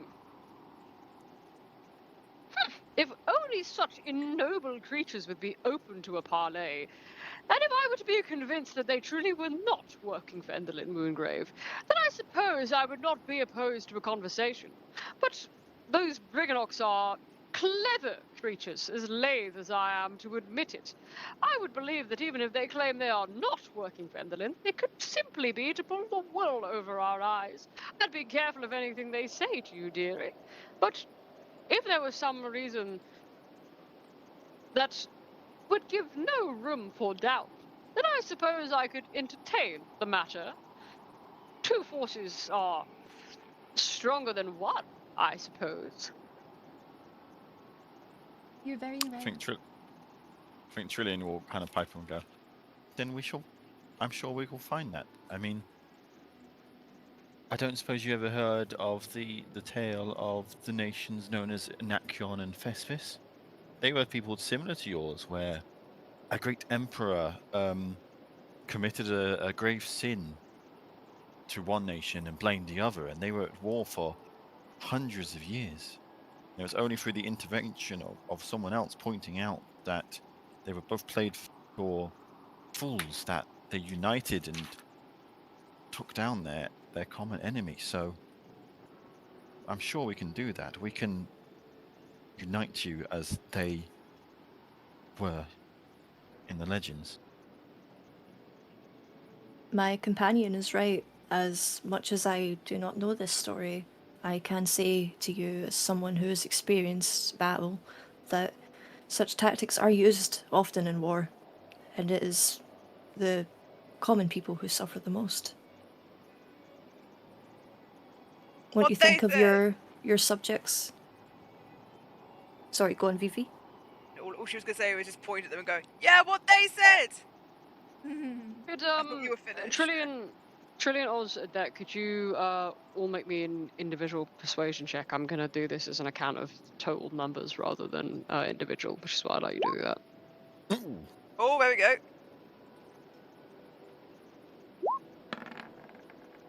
Go on, lads. Go on, lads. Oh my god, the highest Wait. rolls ever. All right. Queen Arganta will exhale a sharp breath out from her nose, and she will shake her head, seemingly in disbelief of her own mindset that she's clung onto, the same way that the moss has clung to stone around this very part of Yon.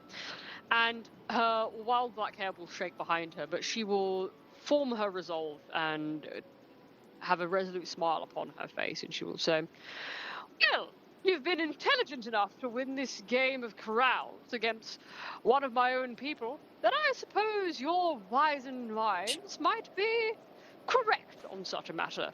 I'm not sure that such a treaty can be formed with the Briganox, but I'd certainly be open to parley if they are. Perhaps your sense might be able to rub off on them, so to speak. But my people and myself are tired of this war, truly. It has been an exhausting endeavor. I have long wondered whether the Briganox would be better allies than enemies, but seemingly in keeping us as foes, we have done the same in keeping them as unallied people. I believe that one has thought the other as a distant enemy, but I believe our powers combined may make us stronger friends. It is as you say, if you are to be so open for us to parley with the Briganox, then I suppose that I will lay our weapons down and find myself amicable to talk with them." And she will give you a very respectable bow at this point, and she will say, "Where? Oh my god, where's my sheet? My sheet out. Oh my god."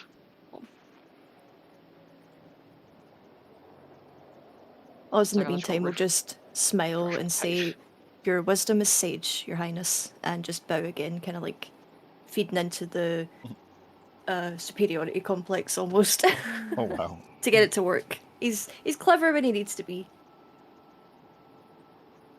Sorry, so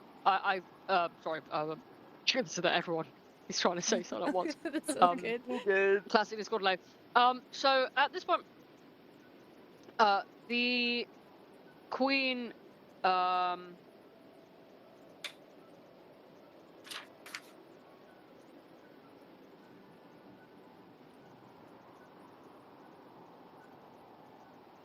I see. Okay. Sorry, there was actually a reason. I had a handout that closed and just wouldn't reopen. There was actually a reason that she thinks that they're working for Enderlin. I'm just going to tell you above table why they believe that the Briganox are working with Enderlin Moongrave. For some reason, the Briganox and Corred page is quite long. Yeah. So there's a lot of text I just got lost. Okay, so basically the reason that they believe they are working with Enderlin is in the middle of their feud. I'm going to put this in special information for you. They basically believe that the Briganox are helping Enderlin Moongrave build wicked contraptions. They believe that they are hiding and guarding schematic diagrams for new contraptions in their mine. Oh. The Koreds can't stand the noise of the Briganox mining, so they craft statues and leave them outside the mine's entrance, hoping to frighten the Briganox into leaving. And on top of that, they, I think that's mostly it. I think the third bit, you will find out later on. But I'll just go ahead and put that in session information for you now. I love. Okay. I just love. I can't wait to see the Briganox and just picture the ancient beef between You're not the two of ancient them. beef. Oh my god.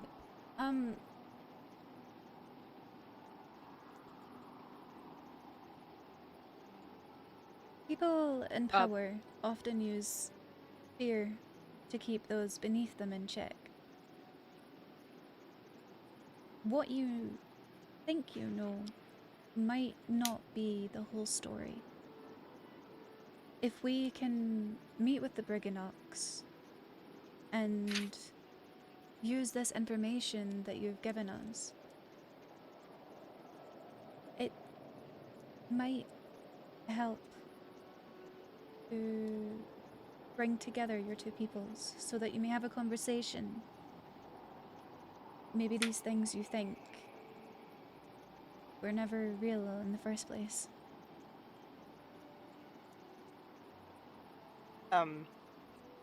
At this point, Vivi will chime in off of what Odette is saying as well, and she'll go, "And you never know, you might have a lot in common than you might think."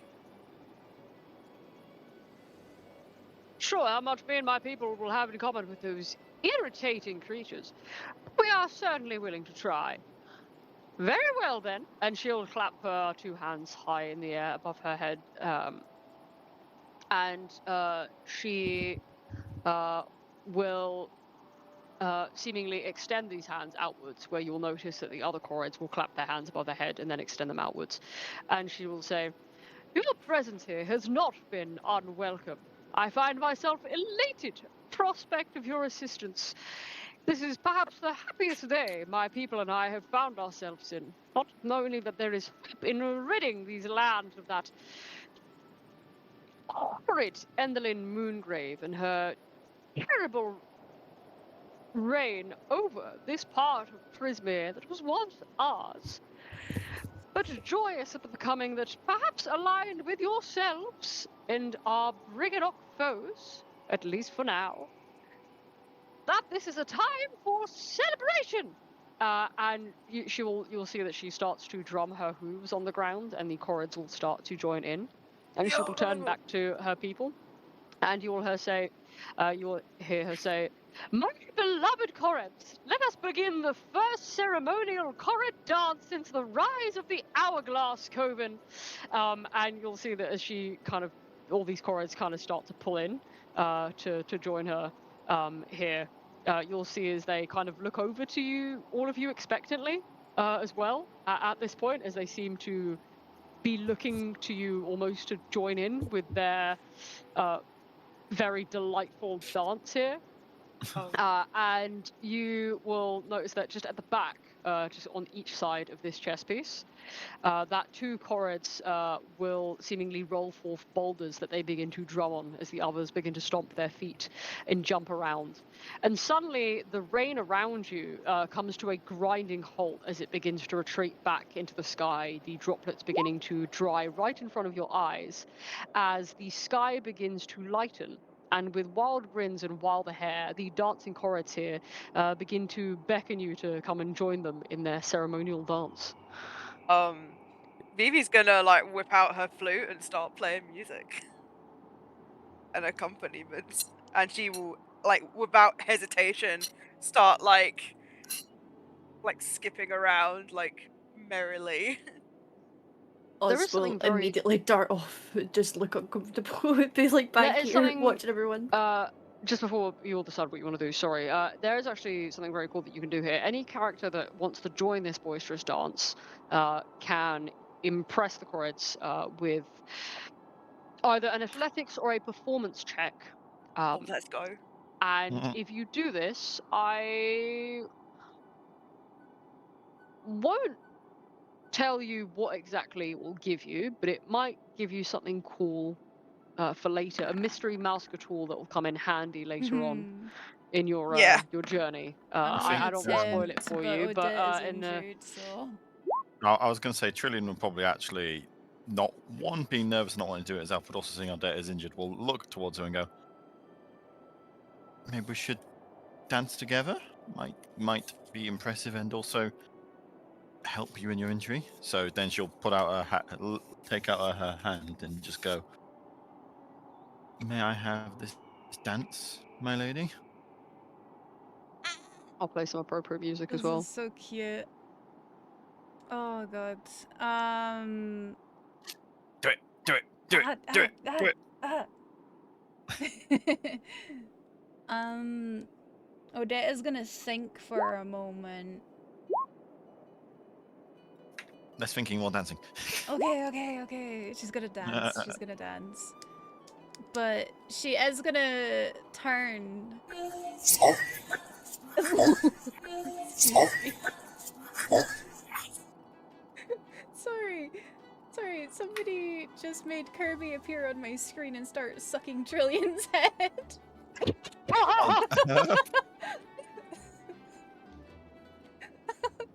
No, before they get into the dance, Odette is gonna look to Oz and motion for him to come back and join them.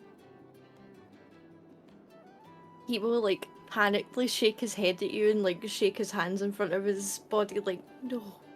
Nah. I think sensing that, I think Trillian will literally grab Odette's hand, Mm-hmm.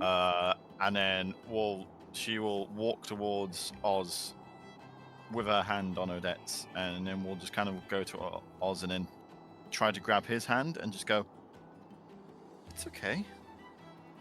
If we're gonna dance and look like fools, then the three of us will look like fools." I'm assuming you guys have like pulled him over and he's kind of like sheepishly like spurting out words. I don't actually know how to dance. I mean, Trillian's gonna look at you and go, I don't know either, but I want to dance with both, so I guess now's the time to learn. Okay. Odette does know how to dance, but she doesn't know this dance.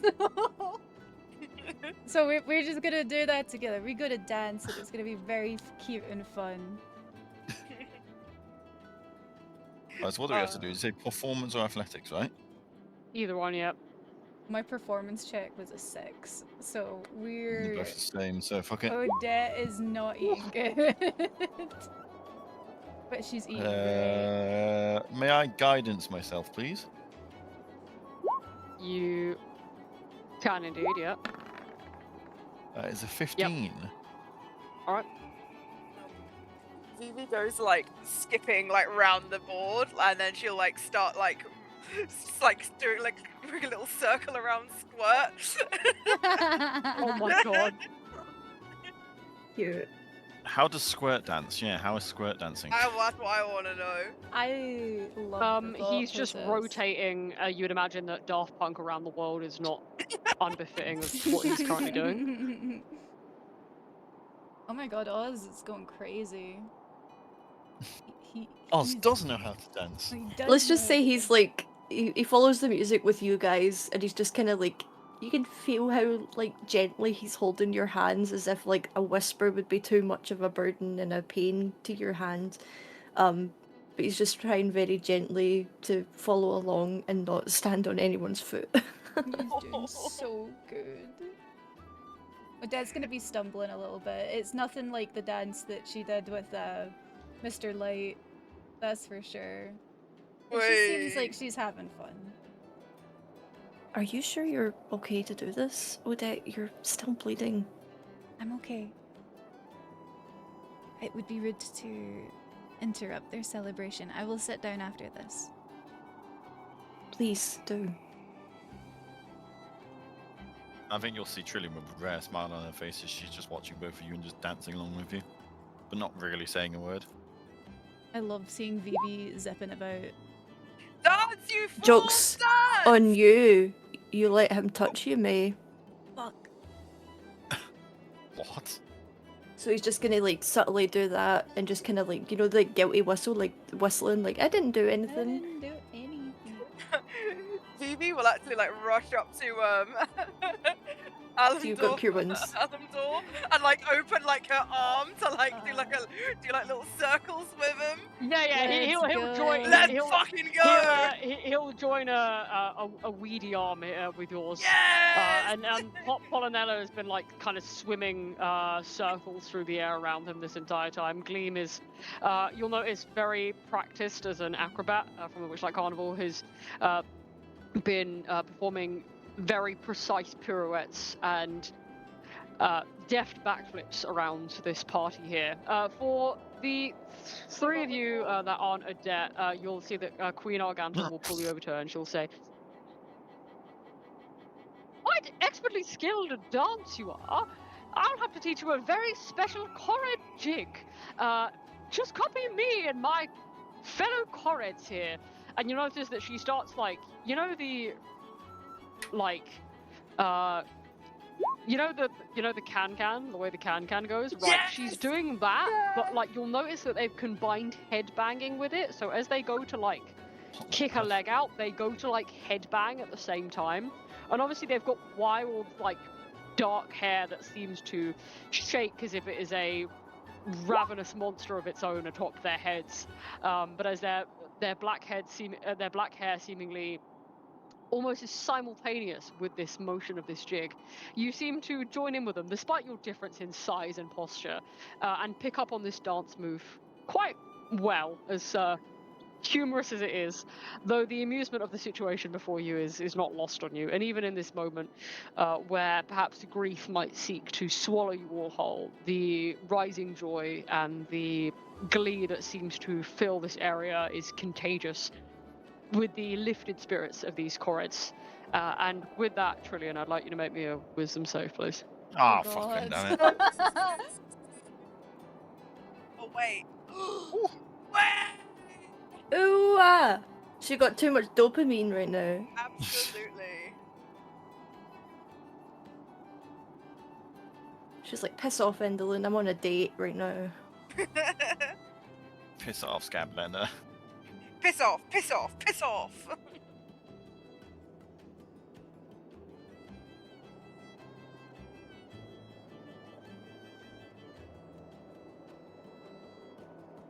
Okay, right. Sorry, I'm just trying to think about how to phrase this in the midst of this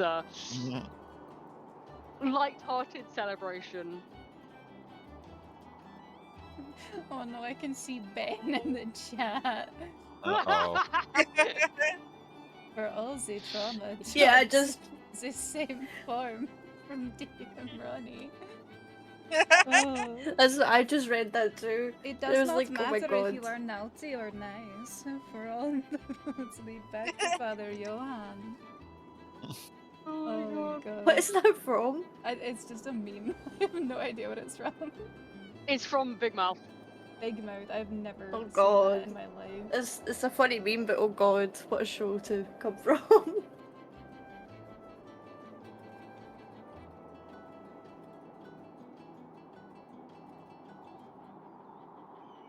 Trillian, in the midst Mm-hmm. of this light-hearted ceremony, there is a moment where time feels like it begins to slow. You wonder if it's the spinning that you have done atop this stony chessboard that seems to have sent your head reeling. But in the midst of this joyful dance, in which your happiness in this space is seemingly all that matters, you feel so far away from the world. The pleasant strings of Vivi's violin seem to grow distant.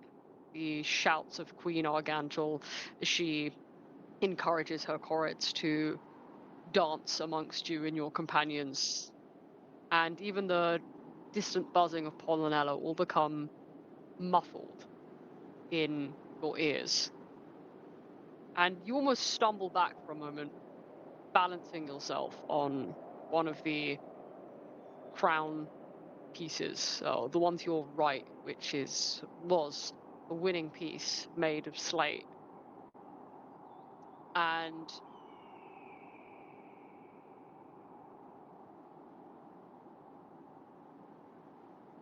you feel your acrid green magic,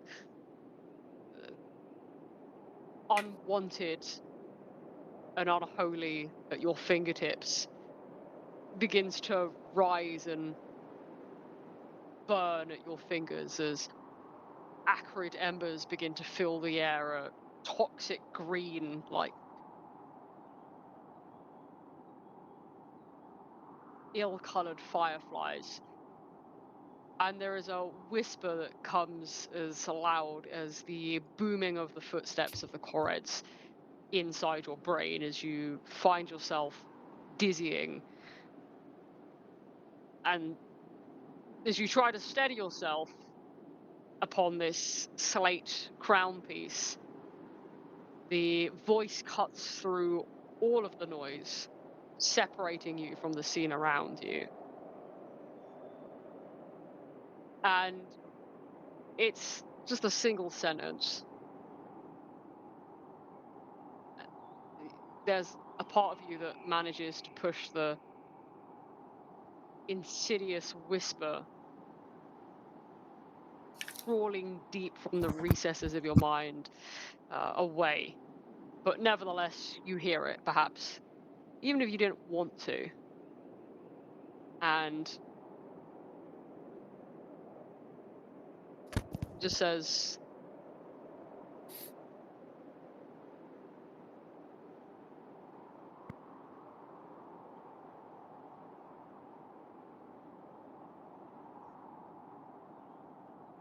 you would choose joy,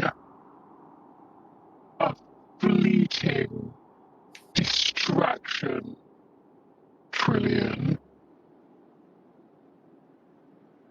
Do not stray from your path.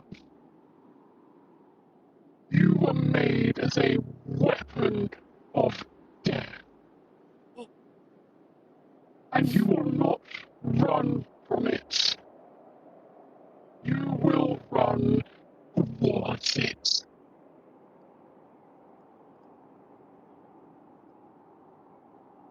and as you try and reckon with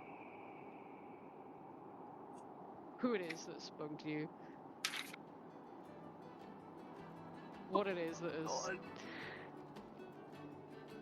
snaked its way into the darkness of your mind that you have so willfully pushed away, you find yourselves back on the dusty chessboard once more, the game of crowns untouched, as your friends dance merrily with the Koreds in tow.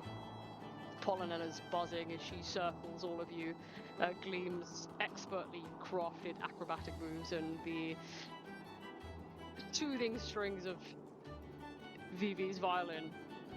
And perhaps in the midst of your friends' merriment, your cheer is feigned as you join back in with them, as you manage to push away this unknown entity that seemed to speak to you in the midst of this happy scene. And you can certainly pretend that you didn't hear it, but that doesn't change that you did. I'll let you get back to your party now, Trillian.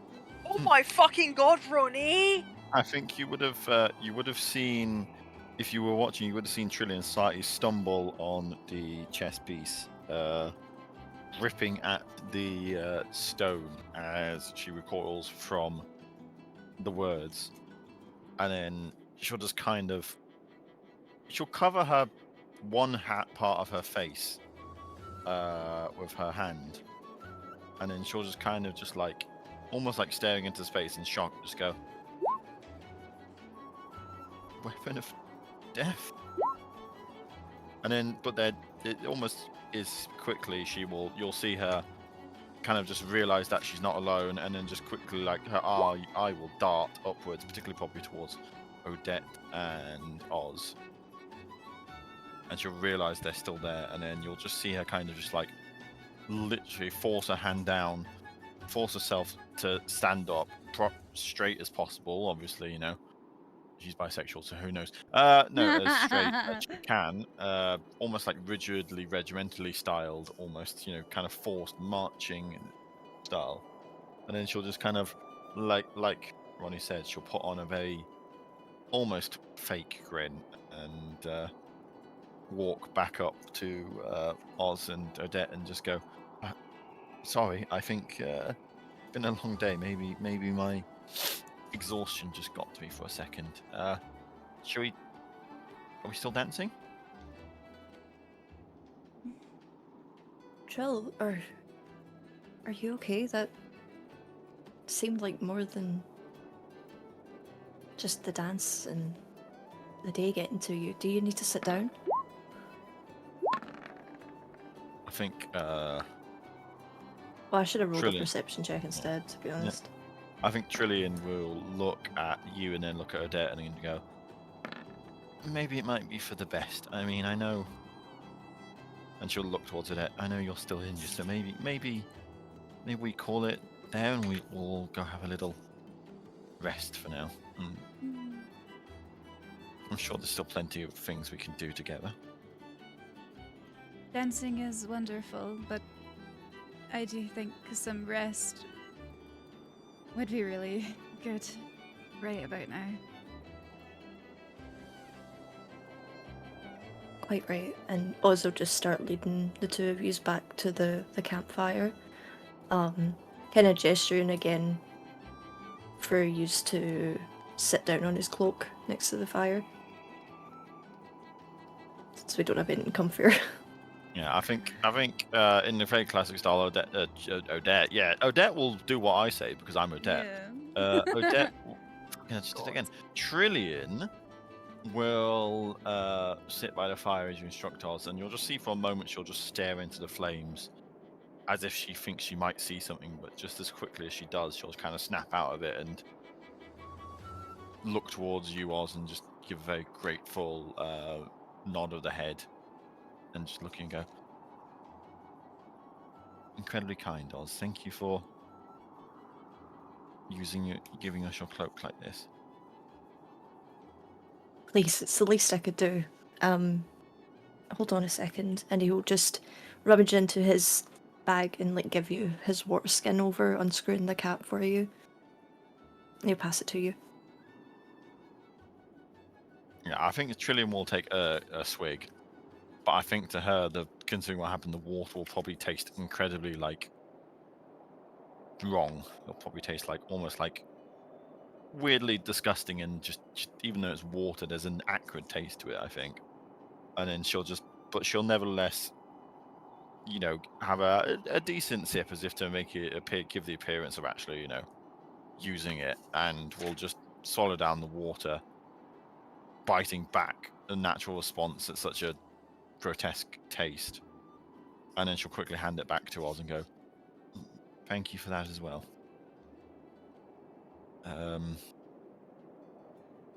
So we need to convince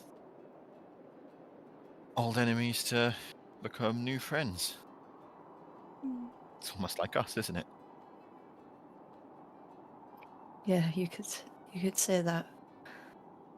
It's been quite the wild ride with all of you. Yeah, and I think she'll look towards Odette and go, "I know you're a worshipper of Shah still, but I don't..." Has Odette actually explained what happened? I don't think she has, no. She just had a Just, breakdown and Yeah, said yeah, I that didn't our think so, mother yeah. left her. Yeah, I think... Yeah. Just before you Okay. continue, sorry, I do want to make sure that Vivi's perception check gets noticed. I think Oz, Odette, Yeah, with I was I gonna think say, Odette's Vive's lingering over there. Oh, I wound, didn't realise she did, Oz's sorry. burgeoning exhaustion. I think that the two of you don't really notice it, more concerned about Trillian's pale visage, which now seems more ghostly than ever. Mhm. But Vivi, with the keen eye that you have, I think you would notice the rising panic in Trillian would take you anyway but her face as your friends seek to comfort her. And you'll notice that there is blood spilling from the inside of her palm. And if you squint your eyes, it almost looks like it has a unnerving green shimmer across where the crimson would spill from her palms. Trillian, I will also need you to take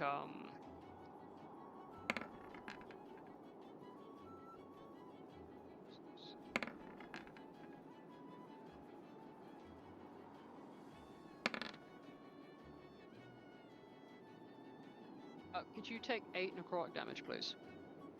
Canal. Okay. Don't I have resistance to it? Or take half of it then. Okay, I'll take 4 necrotic damage then. Do I even have resistance, or did I just make that up? 1 second. No, you do, because I have it now too, by ASMRification. Yeah, The I was gonna say, yeah. ASMRification of Oz. Yeah, Get ASMR. ASMR'd, Get kids. ASMRs!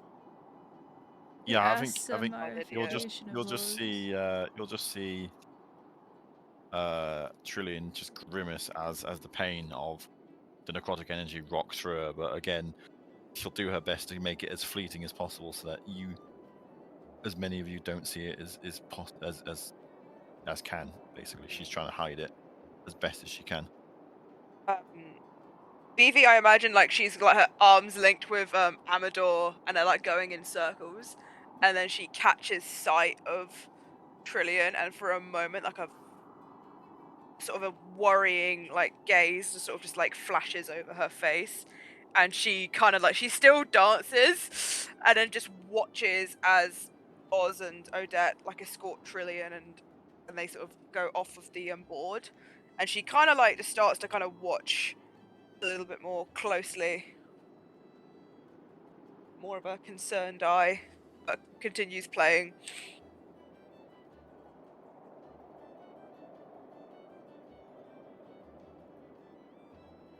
Okay. I wish to perceive. Oh, Want to believe? what? I'm beginning to believe. So were you asking Odette? Oh yeah. I was gonna say, I think Trillian will probably hazard a guess that something hasn't necessarily gone right. But obviously, with you breakdown, I think Trillian was go. I hope you don't mind me saying, but is everything okay? I mean, I know that kind of look after I've had a vision of someone, and I'm guessing Shah wasn't exactly happy with certain things or events as they happened.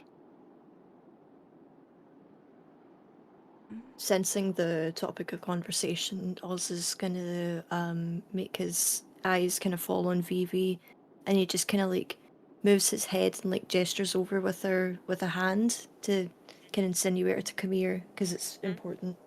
Yep. After this, Vivi will like she'll make a sort of like she'll try and like kind of perform it off, not to kind of deter the kind of the energy in the room, but she will skip over, but like off of the board. But then her step, she'll immediately like sort of just begin just walking over worriedly, and she'll sort of look around and go. But she'll initially like look towards Trillian, and she'll go, "Did something happen to you back there, Trillian?" No, just exhaustion. I think just tiredness. Trillian, I've seen you exhausted. Are you sure? Are you certain? I mean, you're gonna have to do a fucking insight check in a second. Sure. Yep. Trillian's just gonna look at you, just put on the best fake smile she can, and go, "Absolutely fine. I'm sure you know, using magic takes a lot of energy, and I've pretty much used up all my magic, so I think I just need some rest." Yeah, she's fucking lying through her teeth, mate. I mean, I don't know exactly what what we're gonna say about that, but you can clearly tell she's lying.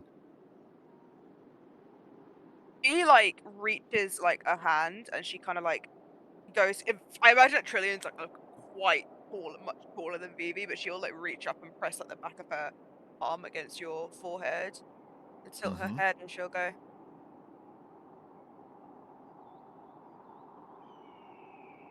"We've spent enough time together for me to know that this feels different, Trillian, but if you don't wish to talk about it, of course, I will not pry, but we are here for you, you know." I think in a moment of almost weakness, Trillian will just look at you and go, "I know," but then she'll kind of snap back and go, "But that's not needed. I'm okay, miss." Mm. I see. There's a sort of like sense in her voice that she kind of like looks at you, and you can kind of tell in her eyes that she's not entirely convinced that you're okay, but she drops it and things, but sort of reaches up and pats your shoulder and turns around to the rest of the party, and she goes, "Is everything quite all right over here, aside from what I might have seen with Billion? But Oz, Odette, is everything okay?" We were going to go over the day, properly hash things out, as one would say, but more so just to reconvene and, I don't know, spend some calm time with each other after everything.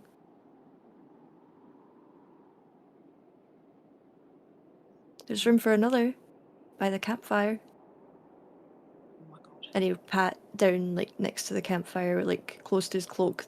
He's not sitting on his cloak. He's left enough space for all of the girls to be sitting on his cloak, and he's just sitting on the other sides.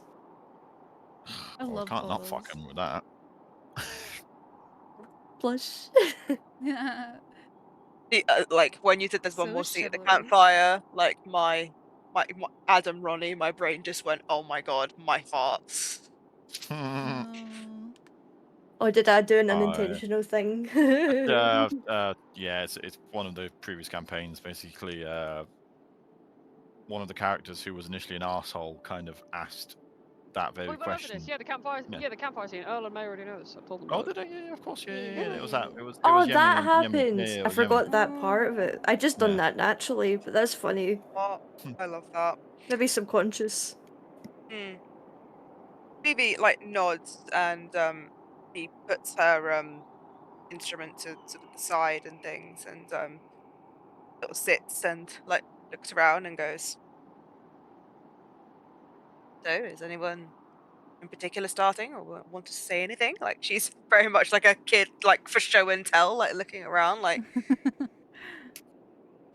Group therapy group time. therapy. Yeah. Can I try perceive Brilliant again? Oh God. Yeah, because you're Yeah, bleeding. now that she's sat down around the fire, absolutely you can. Okay, Because okay. Because I'm sitting here and I was the just blood like, would be like pooling or going in the floor. that's part of the reason why I'm asking to perceive again. The well, there you go. You Be clicked Hey! the wall. Fucking perceived. Jesus. The Corrids are perfectly happy for you to make camp and rest here for the night. By the way, they didn't want to interrupt what was happening, but obviously they are very happy about you being here and have obviously welcomed you in as one of their own. So yeah, I think at some point over the point of your conversation, their joyous ceremonial dance will die down. They'll retreat back to their homes, and we'll leave you obviously sat around the blazing once more campfire with embers crackling into the air. The sky, I think, above you is dark, but somehow it grows ever darker. A pitch black canvas that's swept overhead with no stars that illuminate the sky above. And I think knowing this, Gleam, Amador, Squirt, and Polonella are probably like sat around the chessboard still. I think they know that the conversation you're having is probably one that they don't want to try and tread on. So I think they'll just keep a good couple feet away for now with you in this conversation. But yes, obviously, Adet, feel free to obviously ask Trillian here what it is you get out of that. Mhm. Wait, is night perception. set here? I think it's not that it's like. Because I was going to night, be I like, think it more just oh! gets- yeah, I think it just gets darker. I think this is. I mean, if Okay. you look at the if you look at the Yon map, for example. I was wondering like, if it was the it's, you know, weather. Yeah. Sorry, no, it's no, so I can pretty write dark. it down. If it was an I mean, important thing. for example, like you can look at the sky around you here. It's you know very moody. It's very overcast. It's beginning to Yeah. darken. Just Sorry, to I'm like show you, overthinking for it. example, there's another map that will give you an image of the sky there. It's very Yeah, I was not overthinking like it. the other Sorry. one. That's for sure. I No, don't no, think you're No, good. so. not You're at good. It is all. actually like I think Yon is one that is specifically because it's Enderlin's domain. Like it's so different from the other two, and it is kind of in a state of like I don't want to say night, but definitely in darkness. We'll go with that. Hmm. Sick. All right, sorry, I just wanted to grab what's going around and continue No, looking no. at Trillian. Okay. Det is going to look at Trillian. Stop looking at me. No, I'm gonna keep looking at you. And she's like looking over your body, like she's starting from your head and she's like going down and she's like she My eyes can up here.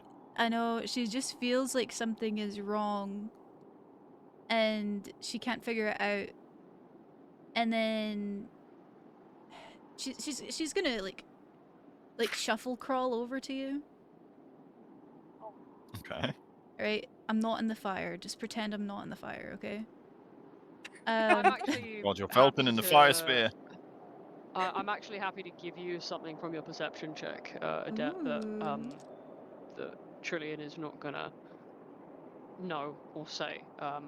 That being, I think as you look at Trillian and you've come to know her well for the duration of your journey, and there's something that seems off about her, as if the light that shines around her, emboldened in the magic of Mistra, hasn't just dulled, it feels absent.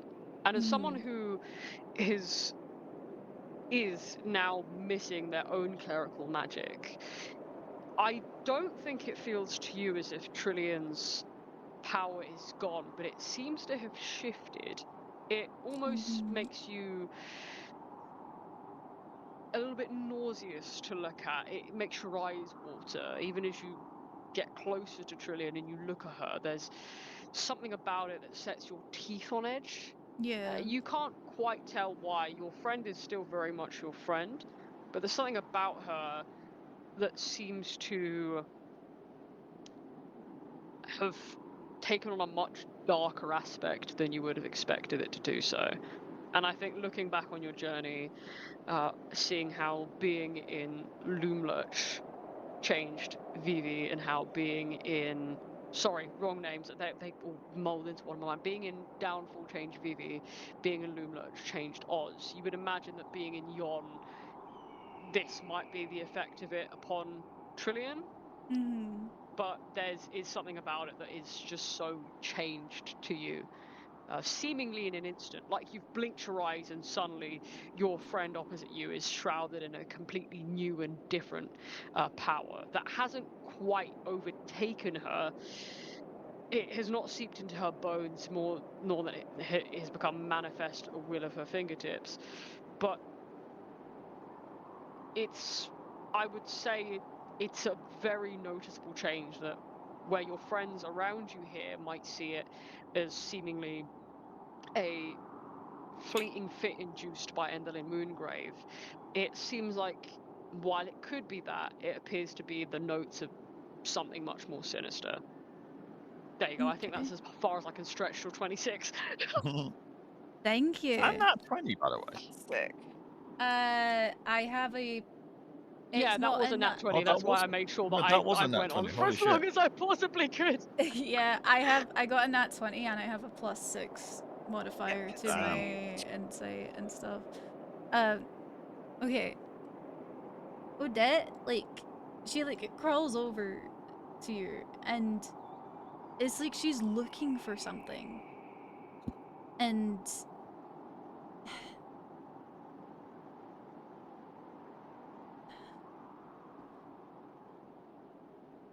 that the blinding light that surrounds you, Trillian, it's dull, and the weave that your mother wraps round you, it's different. I think Trillian will just look at her alarmed and go, different? What? I think, and then Trillian will just kind of just like, I don't know how to describe it. She'll just try to like access her magic to kind of feel it. Kind of just like see how, if there's a way of like feeling her connection to Mistra. Yeah, sure. I would say, as you go to do this, just best way I can do this actually, just pick any cantrip from your sheet. Okay, I mean, I feel like I've It's got not the, you using it; it's more just like when you summon a cantrip to your fingertips. You I feel obviously would. I've got to use a bit of guidance. Okay. Usually, where you'd use guidance, Trillian, and all of you have seen Trillian do this, it would emerge as a lilac spark at the edge of her fingernail, that's seemingly making contact with one of you or her own temples, would seemingly cause a similar pale glow to emanate throughout your mind, seemingly emboldening whatever it is you were to do next. But in this moment, as Trillian goes to do this, you notice that it takes her a little bit of time just to produce this. You'll notice that it almost sputters and looks like it's fading as she tries to conjure this mote of magic, the weave manifest to her fingertips. She does manage it, but it isn't as instant as it would be every single time you've seen her do it prior to this moment. I think Trillian will just look at that, and then I think she'll try again, and I'm guessing the exact same thing happened. Yes. Yep. And then she'll try for a third time, and the same thing will happen, and she'll look at. No, you don't get to decide what happens on the third time. Okay, sorry. Well, she's going to keep doing it, basically, is what I'm saying. Okay. If you go to do it a third time, Yeah. your agency is gone here. When you go to kind of cast this guidance a third time, there's like a single stream of smoke that appears to waft from your fingertips. And then all at once, this blinding green flame forms at the edge of your finger, so bright that it looks like it just for a moment encompasses the whole area. And then as you try and control this spark, which is about as bright as a firework, as it simmers back down to the edge of your fingertip, there is just a moment where if you blink and you'll miss it, that it turns into a scarlet red, and then it flickers and dies, the very same as the ones before, but this time in a much bigger and greater show of whatever it is that you just did. On that third one, Odette is like going to fall backwards because she is scared. I think Trillian herself is scared at the magic, but then seeing Odette kind of fall back in terror, she'll just kind of abruptly stand up and just kind of, you'll just hear her kind of go, no, this isn't my magic. It's not supposed to be my magic. And then, still seeing probably Odette a little bit scared, she'll just literally look towards Oz and Vivi, and I think, almost without saying a word, I think she will probably run all the way off to one of the stones there and just hide behind it. And I think the first thing she'll do is she'll just slump down, put her hands together, and just start praying desperately to Mistra. She'll just be like she'll just say things, stuff like, Mistra, my magic, your magic. It's what's wrong with it? It's not supposed to be like this. I'm not supposed to be like this. Help, please. Give it back to me. Give me back the spark. Please. Talk to me.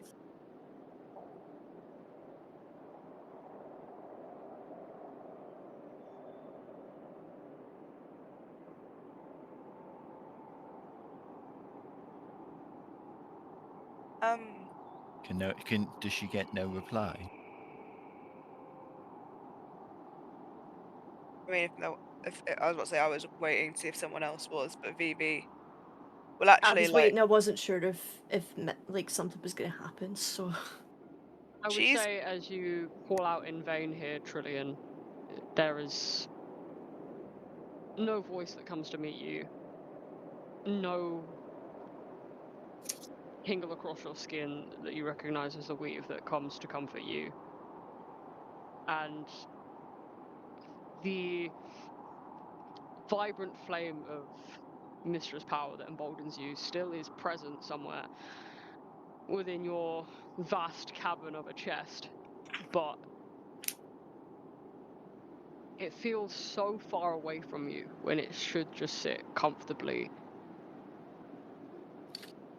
within your breathing vessel of a body. And I think that disturbs you. And I think it terrifies on. you. Yeah. And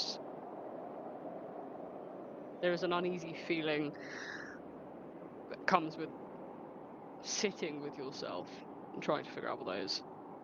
Yeah, absolutely. Go ahead. I'm done. Yeah, I was going to say, upon feeling this, slightly above table, this is probably not an unusual feeling for, I would assume. Maybe I'm not entirely sure if she remembers it, but yeah, Trillian's gonna break down crying like almost immediately upon not hearing mystery in her mind, and she's just gonna. You'll just kind of hear if you're nearby, you'll just hear her just kind of just continue saying the words "Mister" and "Mister, please" again and again and again, as she hopes for a reply and is getting none.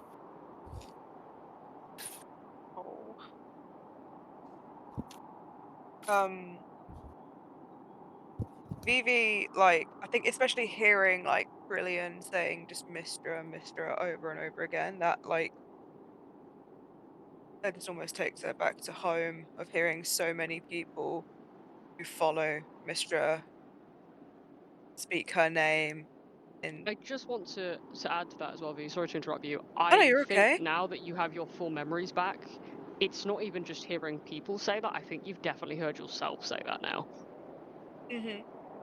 Yeah. I think in regards to having your full memories back, a lot of nights where your parents obviously scolded you for not having been born with the same magic that they were, and praying to Mistra that perhaps your inevitable sorcery might have just been delayed, but realizing now that, of course, the sorcery that you have gained was inflicted upon you and that you were not born with the weave at all. While it still might run through your veins, now it is not the same way that your parents were born with it.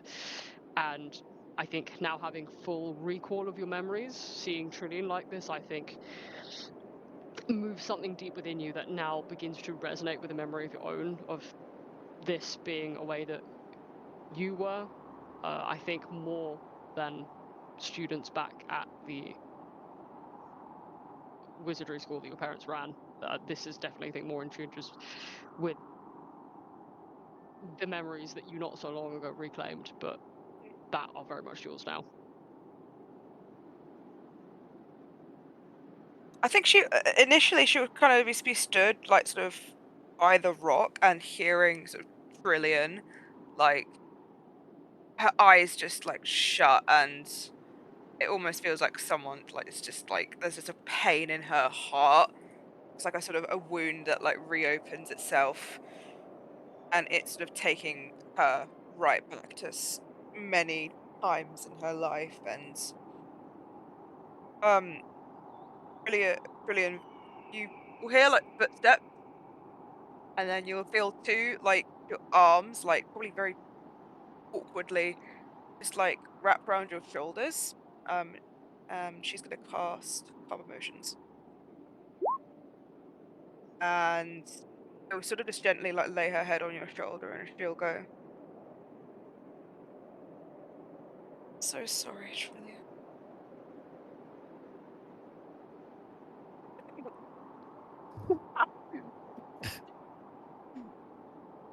It Big ain't fucking numbers. working. She Big ain't. She ain't numbers. calming. She ain't calming. Oh, okay, I says, yeah. think. I think as much as you try to calm her, I don't think the spell's going to work. I think you holding on to her is part scaring her, part comforting her, and then she's just going to keep sniffling through tears and just go, I'm. Mistra gave me back something I should have had from the beginning. And now that's gone. Or at least not what it should be. I don't know what I am. I can't remember who I am. Whatever I lost, it's something that's made me like this, and I don't know what is happening now.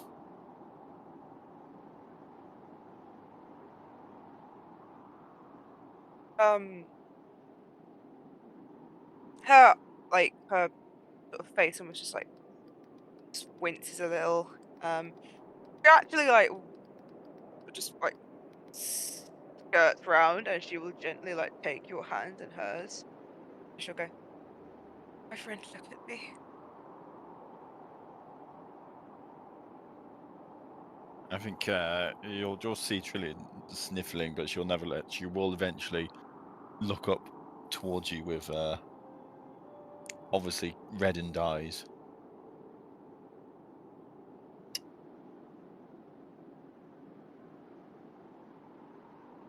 "We're going to get your memory back. I am going to help you get your memory back. So long, so many years, Mistress weave, I could never grasp. No matter how much pressure my parents, followers of Mistra they were, Mistra being favored deity of my family's whole academy. Shame of not even being able to tap into the weave that was so central to our magic, and yet getting my memories back, realizing that it was not at all what I could have ever imagined. But when I did realize that, in a way, I still wonder if I am still truly me inside, despite what was done to me. I had all of you there to lift me up and bring me back to the earth again and remind me of who I was.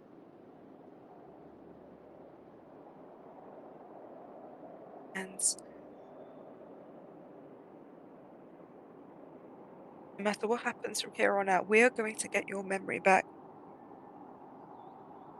And no matter what happens, whether you felt like you've lost your touch with Mistra or not, we'll still be here.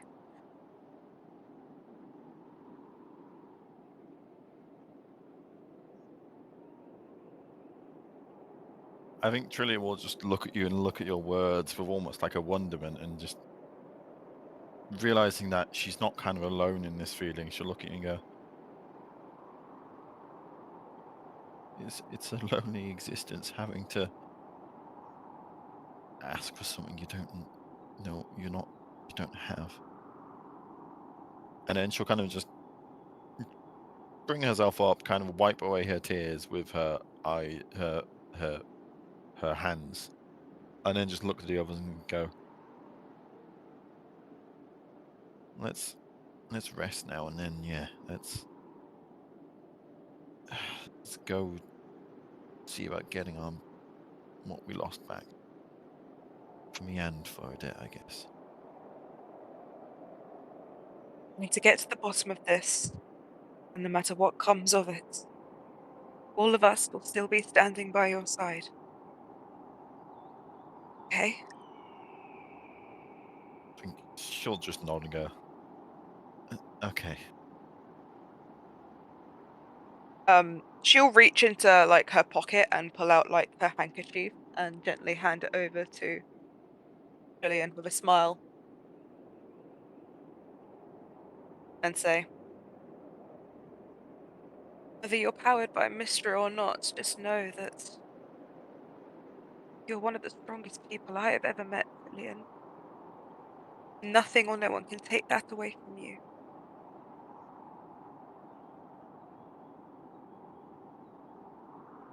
I think she'll look at you and go, I think you're incredibly strong as well, considering everything you've experienced. I don't think anyone could have had all their memories forced back into them and come out of it almost the same person. Let's go back to the others now, shall we? Yeah. Yeah. Thoughts like these can, as disturbing as they are, I mean, I still wonder for a moment whether or not I am a monster after what was done to me, but I'm still here, aren't I? Yeah, you are. Do you want me There's no. to? Sorry, go. Hmm. You go. No. You keep going. She'll gently like put a hand on your shoulder, or you can speak, and she'll go, and you will be too. Okay?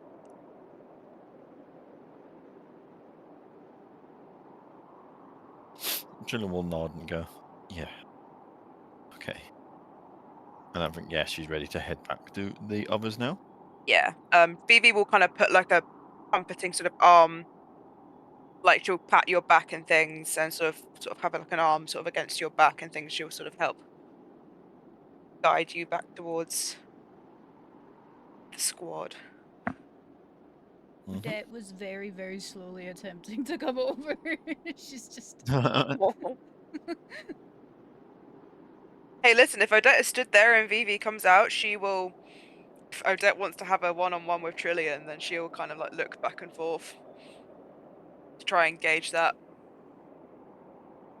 Mm, to be honest, I think anything that Odette would have said, she would have said in front of everyone. Hmm. So if we wanted to all walk back together, that is good as well. Oz just didn't want to crowd her. And like Mm. the girls all go and he was like, okay, I stay here. It's like all the gals going to the The bathroom. bathroom, Yeah. He's like, okay, I watched the bags. He's like, I'm a good boy. I Bless love his him. heart. It would be it would. Odette wants to talk to Trillian. Whether we do that before we move back or not is entirely up to how much Trillian wants to get back to the campfire. I think if the moment like she starts moving and sees you there, she's just going to kind of stop and just go look at you, almost as surprised, and go, or she's only just going to say one word, which is, "Oh, uh, hi, Odette."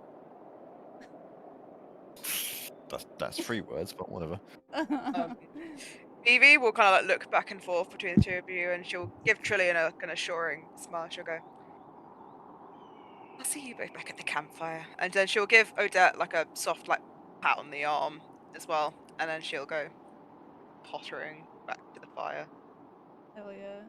Great. with Oz and Squirt. Oz and Squirt. Mhm. Before she says anything, Odette is going to come and sit down just beside you. I need a moment. Just sit with me. I think Trillian will just immediately silently just sit back down right next to Odette.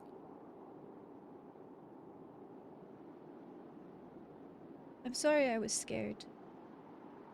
The magic that surrounds you, it's different.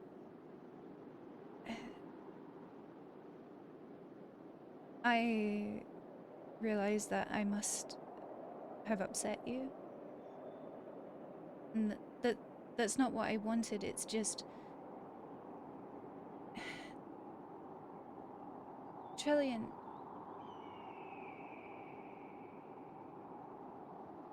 The magic that surrounds you right now, everything in my body is telling me to fear it. That I should be scared, but I do not want to be scared of you.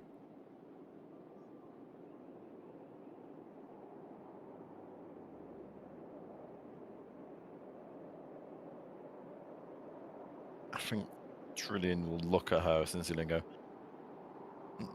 everyone's scared of me like this. That's why I don't want it. You didn't insult me or hurt me. I hurt myself because I'm like this.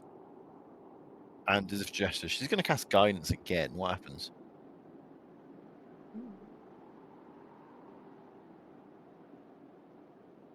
This time I want to say that there is about 10 seconds of snapping your fingers where nothing happens. Trying to will this magic that you have known for most of your life to your fingertips as easy as it has breathing. And this is the first time, the first day that you have struggled in doing so. And as much as you will it does eventually appear, admittedly a lot more time than it would usually take you. And that struggle is evident, raw into your face, as is your frustration with why this is happening. And the faint lilac spark does glow.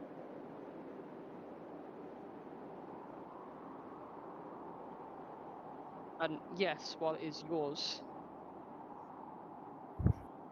it feels like a facade in a way that you do not know how to explain.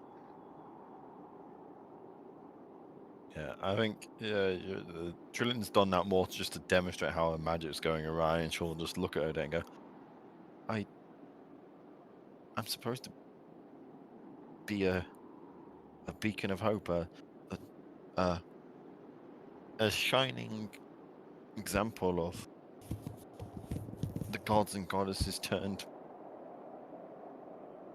into this reality, but I'm nothing like that. I am the opposite. I am wrong. I am frightening. I am disgusting. Mistress showed me that I can be something else, but now I'm back to what I was before. And I don't want to be. Odette is going to hold her hand out to Trillian.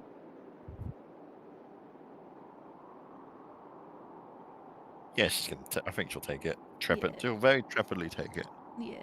And Odette is just going to very gently, like, stroke along, I'm assuming Trillian's bloodied palm. Okay. Yeah. In all my time of knowing you, Trillian, I have never once thought of you as wrong, or terrifying, or disgusting. I will admit, I thought you didn't have much wits about you when I first met you, this is true, but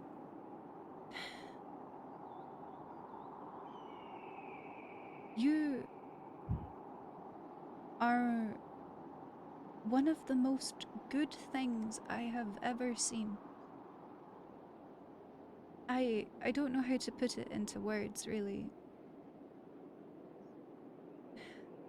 My whole life, I have seen kindness as weakness. But I do not think that is one of your weaknesses by any means.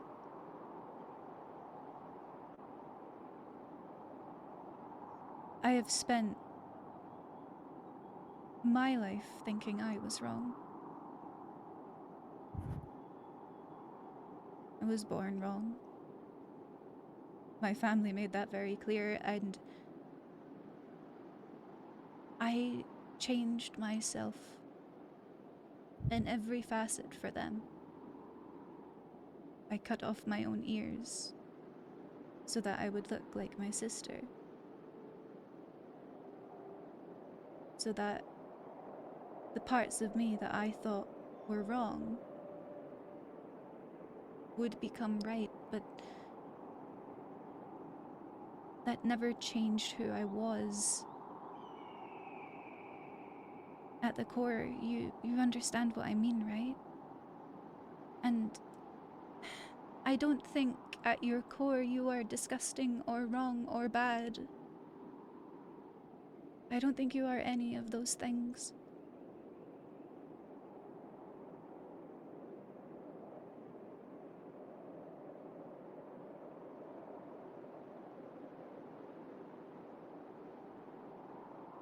I think Trillian is captivated by your words, particularly with the things you've had to do to yourself. And I think you'll see just a look of pain on her face as she's realizing how much you've had to endure in your life, and maybe she kind of is realizing a little bit more why you turned to Shah, who promises, you know, a reason behind your suffering and that kind of stuff. And she'll just look at you and go, I can't even begin to imagine how horrifying it must have been to feel compelled to do those things just to fit in. I think when you are in pursuit of perfection, it eventually tears the real you apart, and trying to become a pillar, Trillian, a pillar of things that are good, that are just, that as a shining beacon, an example of the god's power, you know, it tears you apart. And she's emphasizing, like, you know what I mean?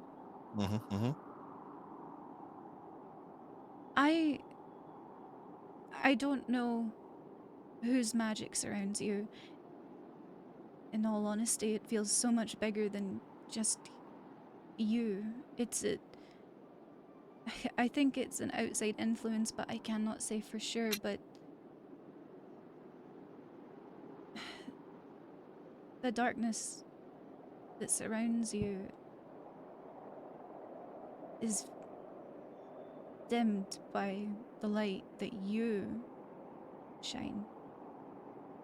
Do you understand? I think Trillian will kind of gaze down for a moment and thinking and go, yeah,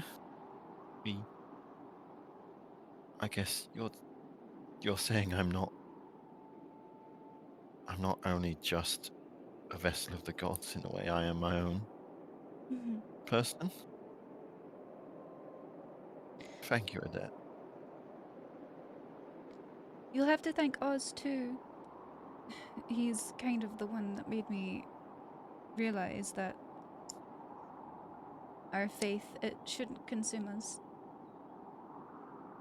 It shouldn't be all that we are.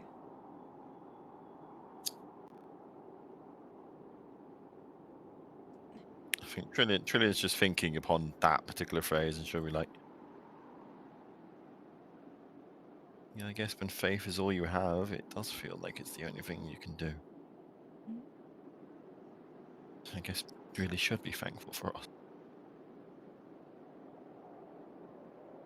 He is resplendent in a way that scares me. It's much like you. His power is something that I was taught to fear. Sometimes I find it difficult to look at him, not because I'm disgusted, but because he just radiates kindness and goodness and all of the things that I have been taught to turn away from.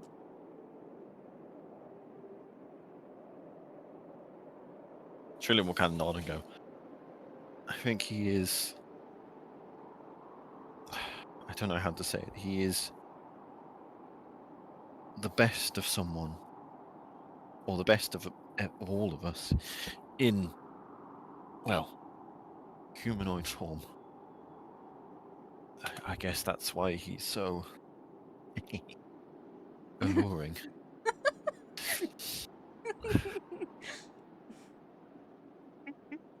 I mean, I don't. I think she'll look at Odette, and if assuming she's like a little bit, probably going, "What the fuck do you mean?" She'll probably like, I mean, I've seen the way you look at him. It's probably the same way I look at him too. It's In my I eyes, don't he really is know how to. everything that I shouldn't have. But I see his qualities in you too, Trillian. I see your kindness, I see your light. This magic that surrounds you, it cannot dim that. And you're right, he is very alluring.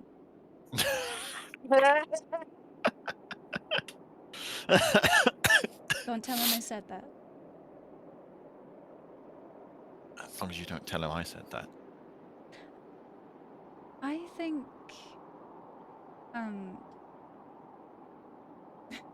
I think you complimented him to his face earlier, so I won't say anything, but I'm sure he's heard.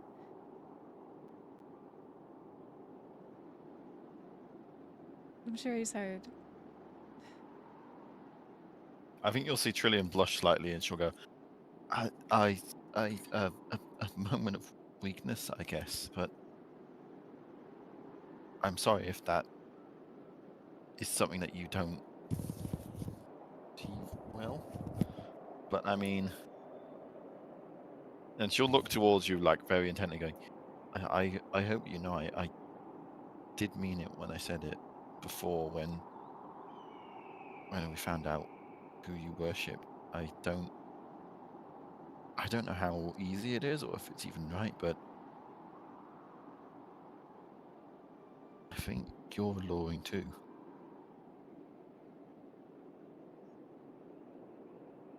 She's gonna look agonized for like a little second, not because of what you're saying, but because of everything that she's been like taught. You know what I mean? Mm-hmm.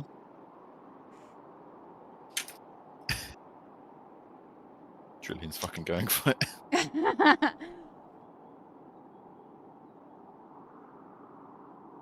Everything I have ever been taught tells me that love in it itself is cruelty. It is just a lie that people use in order to benefit themselves.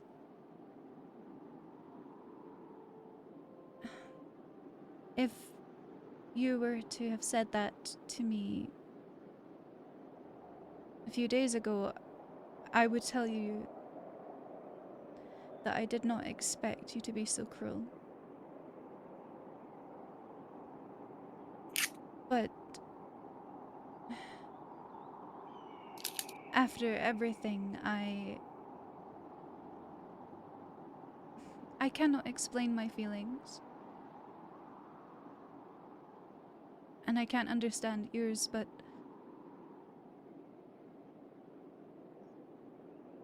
I do not hate it. The thought of it.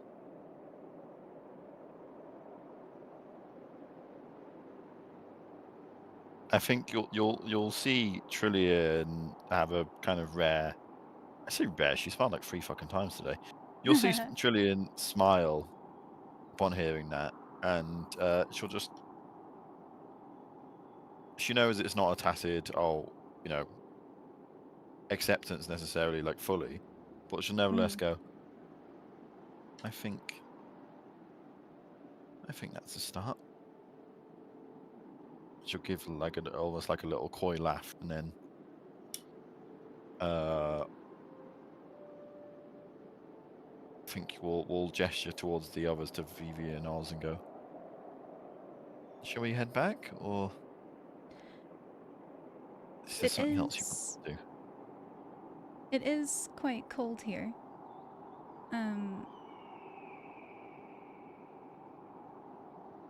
She's gonna look at your hands again. I don't know if I can do this or not. But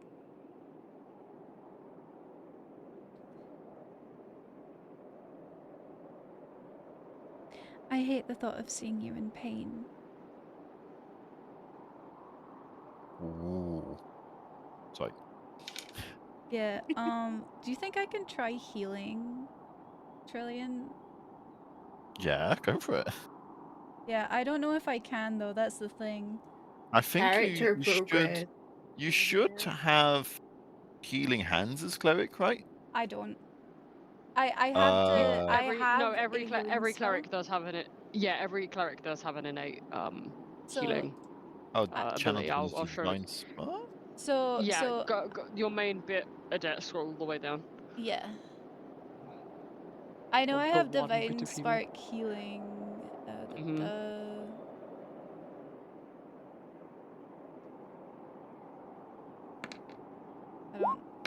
I don't know if I did that right.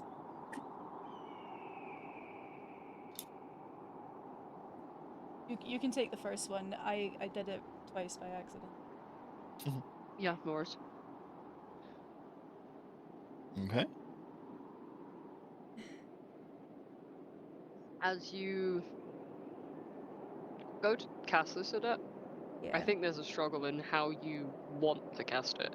Your necklace gifted to you by your Dark Lady no longer sits around your neck. But there is something within you that draws you towards Trillian. And as you feel this burgeoning will within you to see her free from harm and heal her, you give rise to your hands, which almost seem to move by themselves for a moment. And as you go to hold your palms out towards Trillian, there is this pause between you, where the space that surrounds you both is dense with awareness of how hard this is for you to do, and how tricky it is for you to perform entirely against the spells that you were taught and the doctrine in which you believed. And you believed that for a moment there would be nothing of this innate need to heal Trillian of the crimson that once ran down her hands, where you see faint marks imprinted into her palm. There is a fleeting moment where you feel it might be easier to give up, but squinting your eyes so much you feel your face start to shake as you grit your teeth at that. There is something that does come off it, is the open palms that face towards Trillian are suddenly shrouded in a shimmering white light, as if you are harnessing the blustering winds around you, filling the space with the light of 1,000 stars.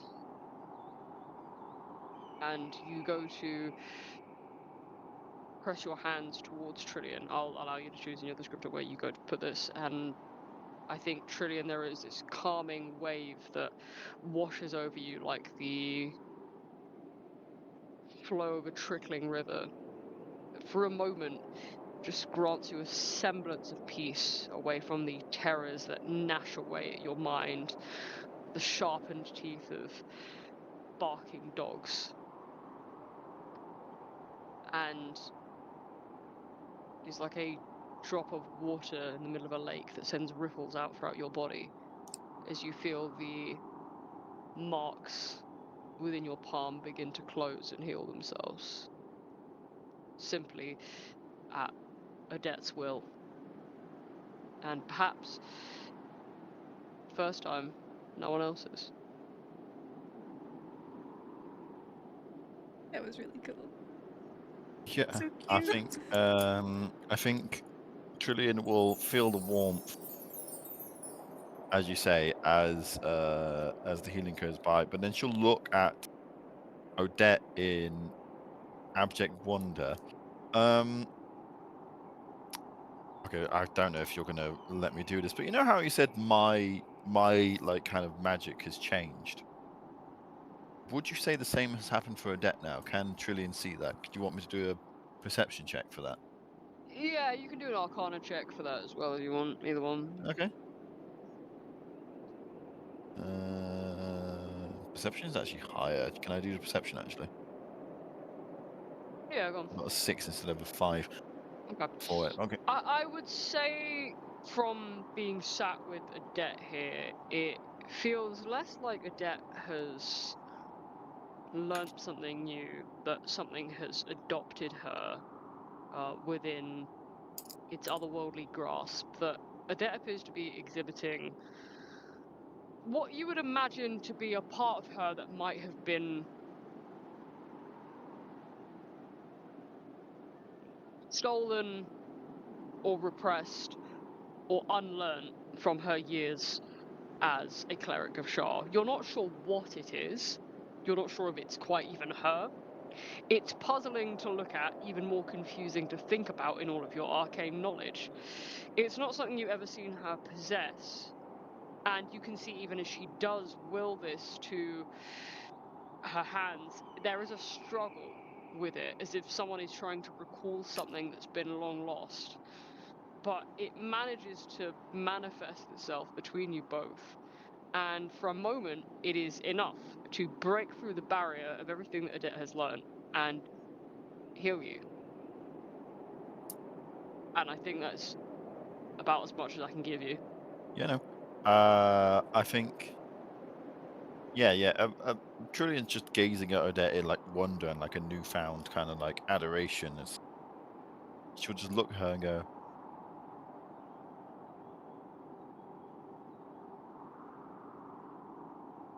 knowing what I know of Shah and what you've probably been taught, I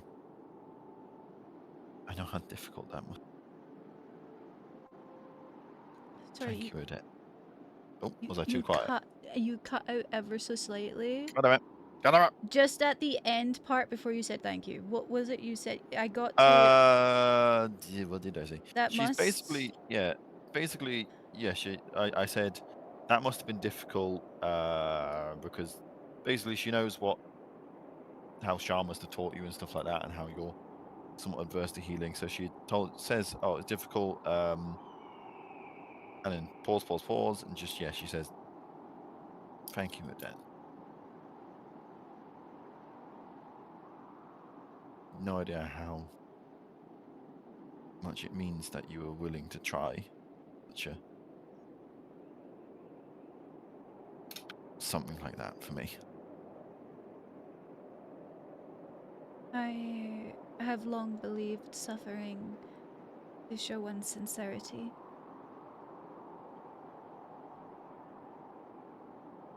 I do not like the idea of seeing you suffer, though. Plus, my lady has abandoned me, so I don't think she can punish me much more than she already has.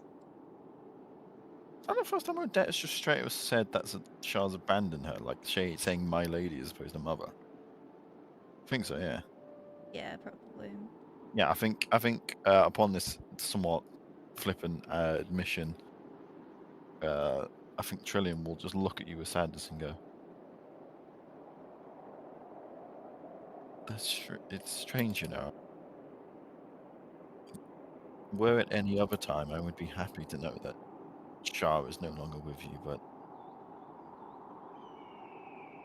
as much as we can dislike each other's worship, I know the comfort they bring and how, well, now I'm realizing how horrifying their absence is, so I'm truly sorry that she's abandoned you, and, well, I hope the reasons why she did so is, well, I'm not going to say anything further than that about that, but yeah, I'm just sorry that you're having to experience that as well.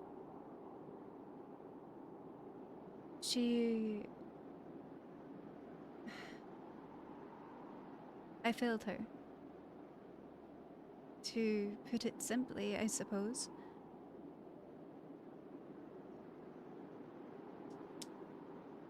This entire time, our journey,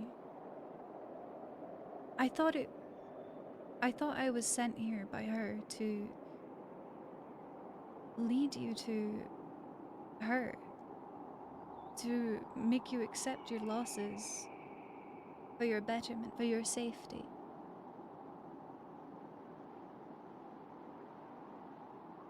But as time went on, all of the things that I was taught, I found it difficult to come to terms with, I suppose. I suppose the first thing I did wrong was give Clapperclaw his head back. At least wrong in her eyes. I think trying to resurrect Clapperclaw was the final straw for her, I suppose. But he is just a child.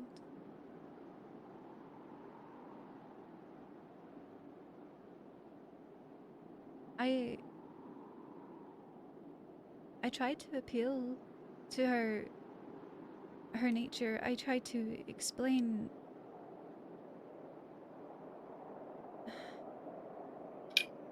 but she wouldn't see it.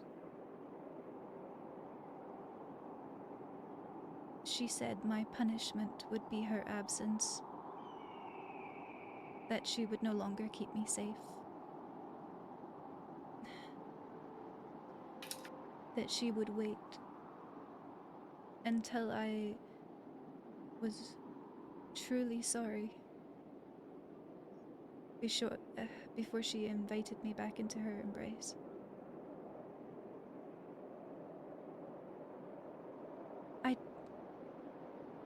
I don't really know what she expects of me.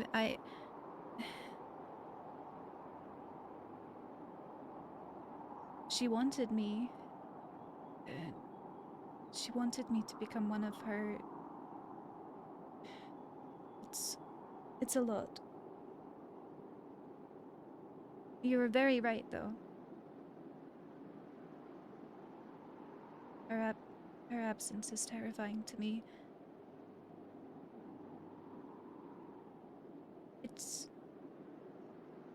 It is strange. For all the bad, she was my mother. You know, when I cut off my ears, she was angry at me. She said that it did not matter what I looked like. It did not matter how different I was, that she accepted me. And I think the acceptance she gave me all those years ago, I've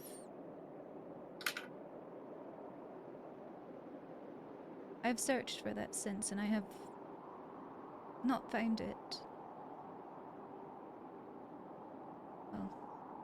Not until I met you, and Oz and Vivi. And then I nearly ruined that, too.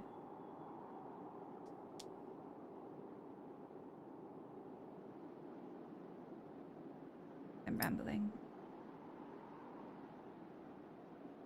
I think you'll see Trillian actually kind of smiling in a way as Odette tells her story, and she'll just look at her and go,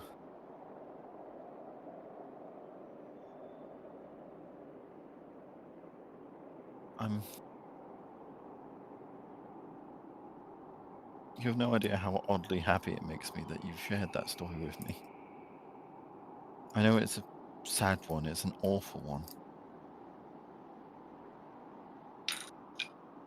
But I'd never thought I'd learn anything about you in Gent at all, to be honest. So it makes me so happy to know I can learn at least a little bit. But I am sorry that you've had such a horrible experience with your upbringing and with the people around you. You don't deserve that at all. None of us really deserve to have been treated so badly by the people around us. But I'm oddly surprised that she so disliked you losing things like that. I guess even a goddess like her can still be surprising. But I hope with her, well, I hope that with her absence, you won't feel the need, you won't feel like you're not protected. Because I tell you now, and I'm sure the rest of everyone else will agree with me, we are going to protect you. As much as you need, of course.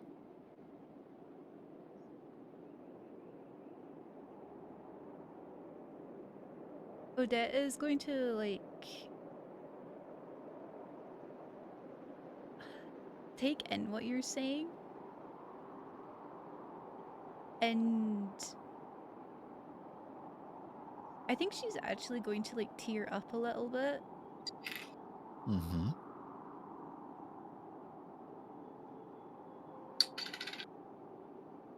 Safety and protection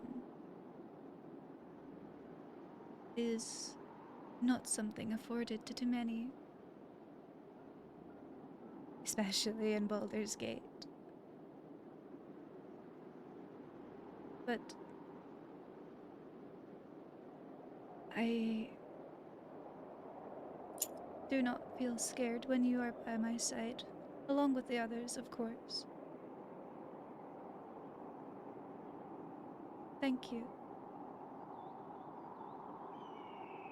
And she's gonna, like, wipe her face.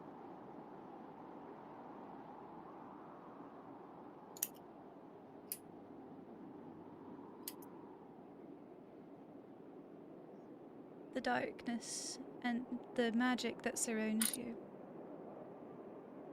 It does not suit you. You are far too kind. Sometimes I worry you are too kind for your own good.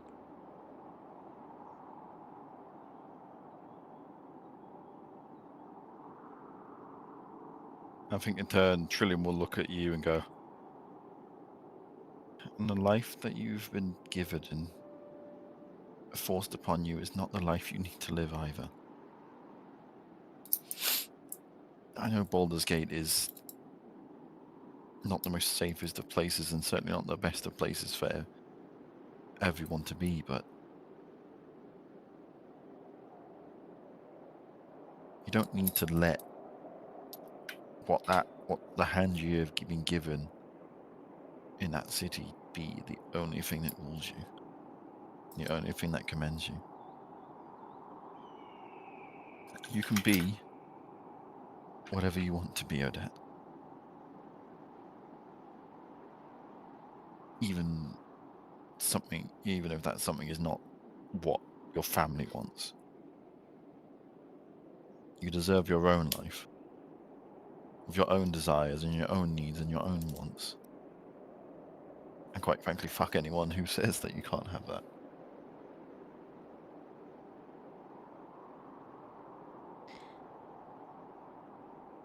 I wish to offer you the same sentiment. Truly. Oh.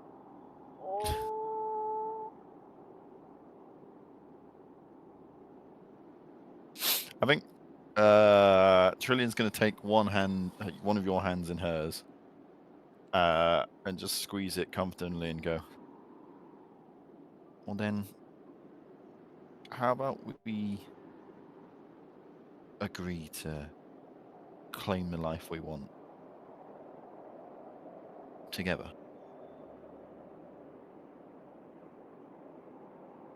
I think that would be very nice.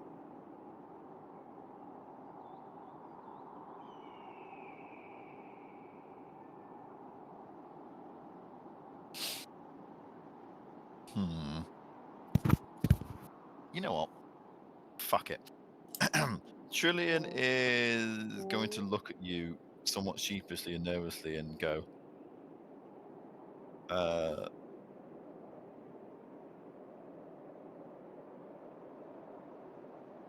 know you took my first kiss, but I will admit I didn't hate it, but I wouldn't be adverse to you taking my second. Ah! Balls in your court, motherfucker.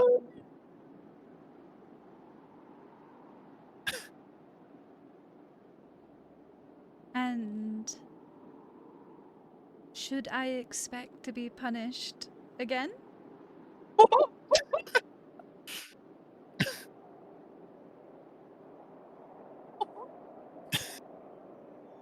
I think Trillian's just going to smile and go,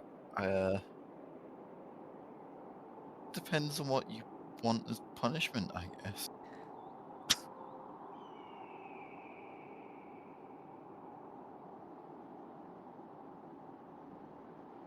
I am sitting here with my hands like like, and I'm like fucking, oh my god. Oh my god. Go on, reject her, make her cry. No, I could never. Shit, man.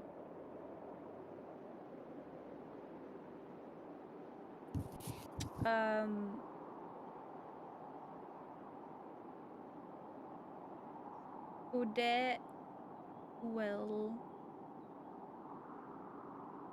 kind of shuffle about in the way that she's sitting, and then very gently lean over and kiss Trillian.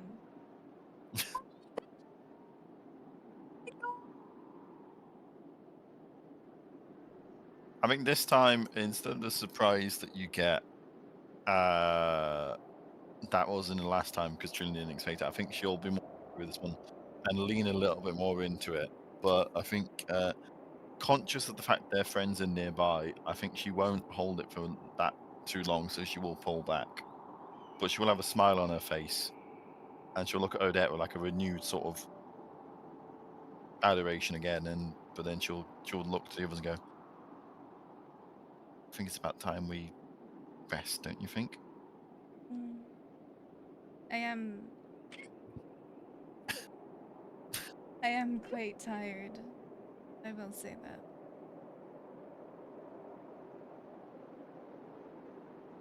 Let's go back and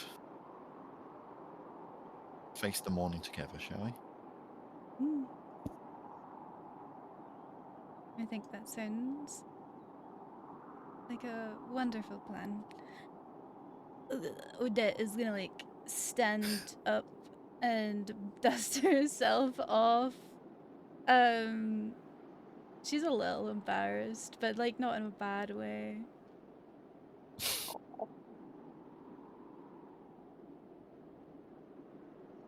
I think Trillian will not necessarily, because she doesn't make it obvious. I don't think she's gonna take your hand in anything, but she will gesture towards the other two and gesture for you to kind of like go first, essentially.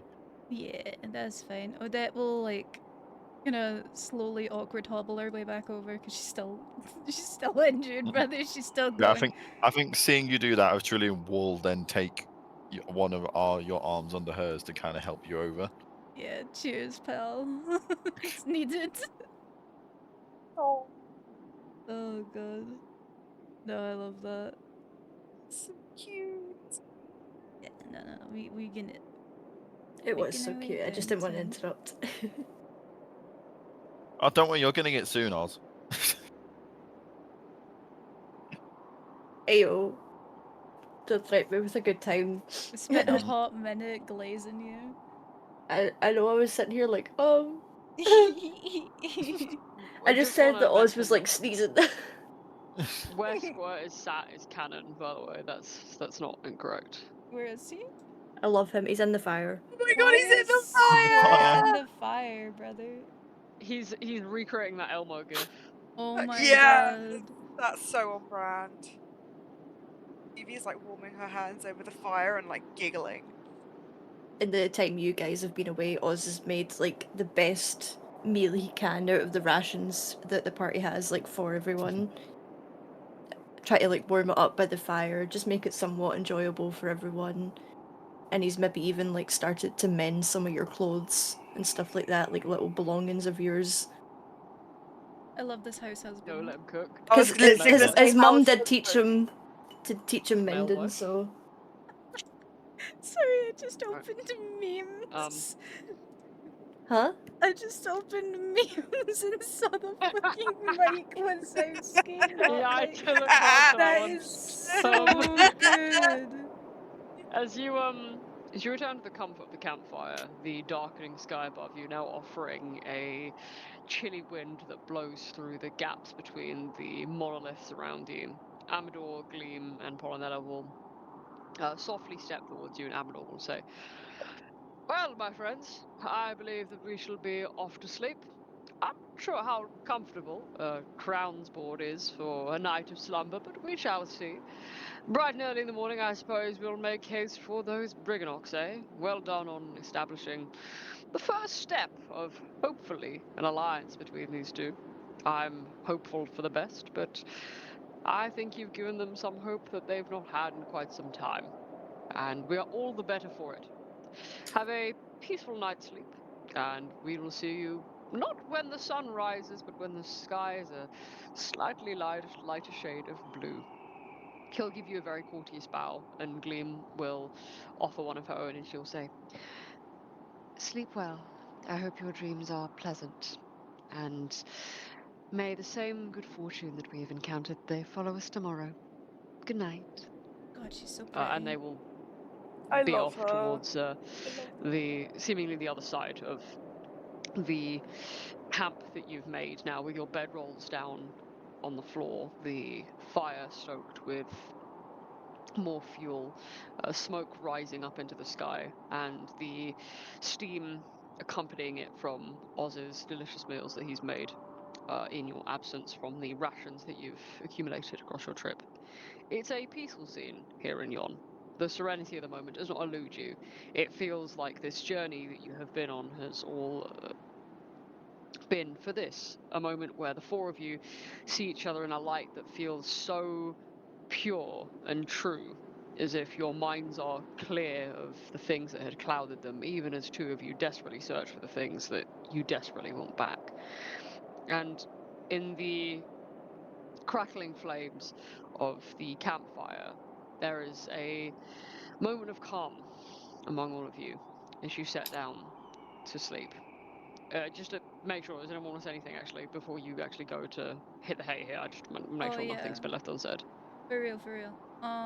Odette is gonna ask Oz if he can sew up the front of her dress that has been unceremoniously ripped up by the Lornling's daggers. Oz will like, turn to you and nod his head and then kind of like think. is there a way I could do this but that would make you comfortable? I know you don't, as a noble lady, don't like getting too close, and especially to men, I'd assume. The difficulty with getting close to men is that if one sullies your honor, you have no choice but to wed them. Or at least that's how I've seen it. I see. I didn't know such constraints of society existed. I'm so sorry. It's all about taking responsibility, isn't it? However, we are in the Feywilds, and there is no mother or father watching me make mistakes. However, I do think they would be much happier to have my body fully covered than have my clothing hanging open. For sure. So Oh, you're quite right. And he'll just kind of like look between your eyes and then like the cut in your dress and be a bit like embarrassed and bashful. And he'll just kind of like shuffle up very closely, like gently, kind of like a shy kid. And then he'll go to take his hands gently to the skirt and go to sew it together. Please forgive me then. I'll do this as quick as possible for your comfort.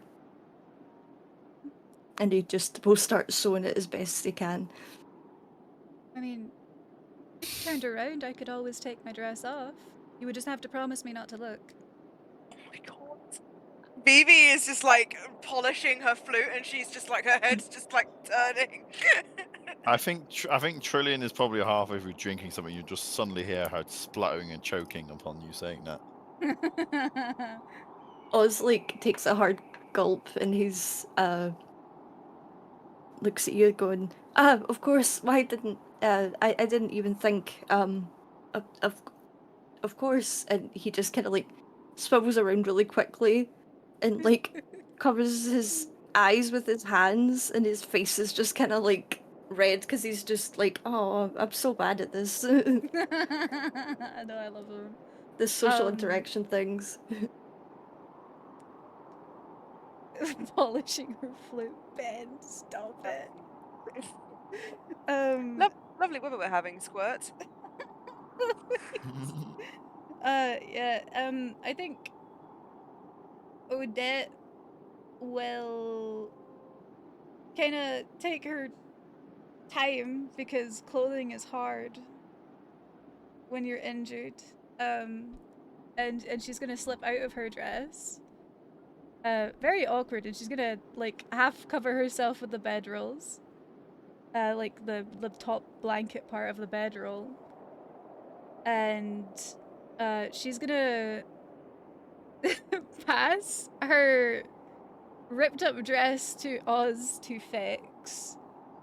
And probably Trillian and Vivi, since she didn't ask you guys to turn her away, you guys can see her, and you will see that her body from like probably like the top of her neck down is just marred with scarring. It's one of those things where like old scars have newer scars over the top of them, and it is not the body that you would expect a noble woman to have.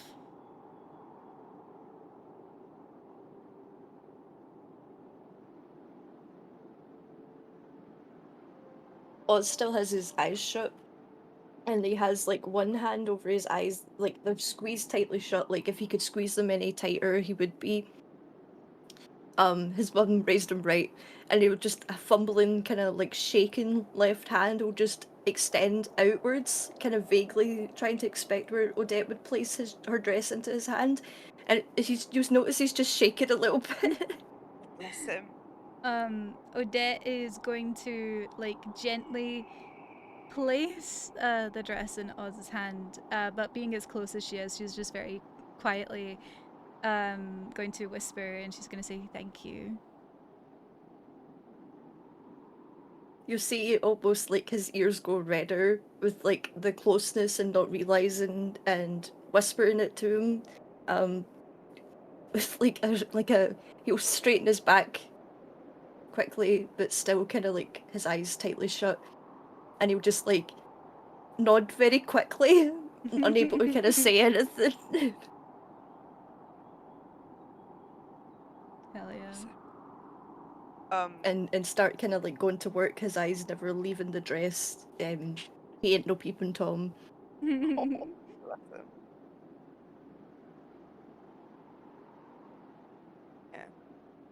Almost Um, anticipate Odette going, shame.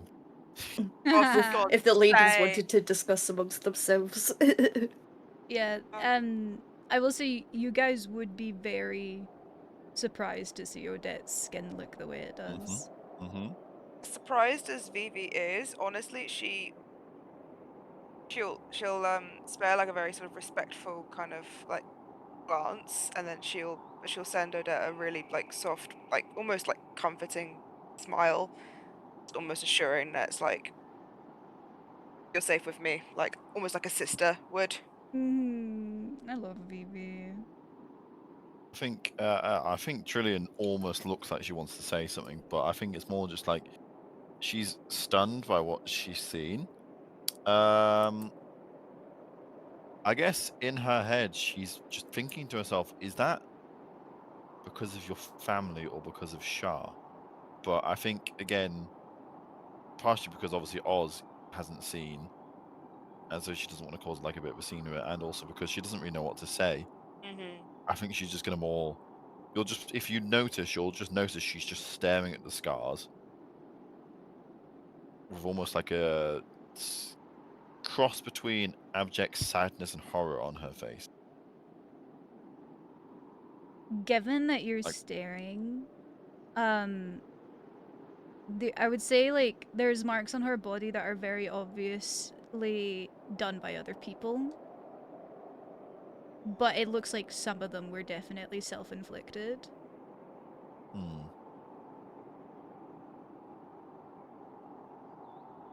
And it's definitely one of those things, like, you might think back to what she said earlier when she was saying suffering was a form of sincerity. For her, basically. Fucking squirt. I think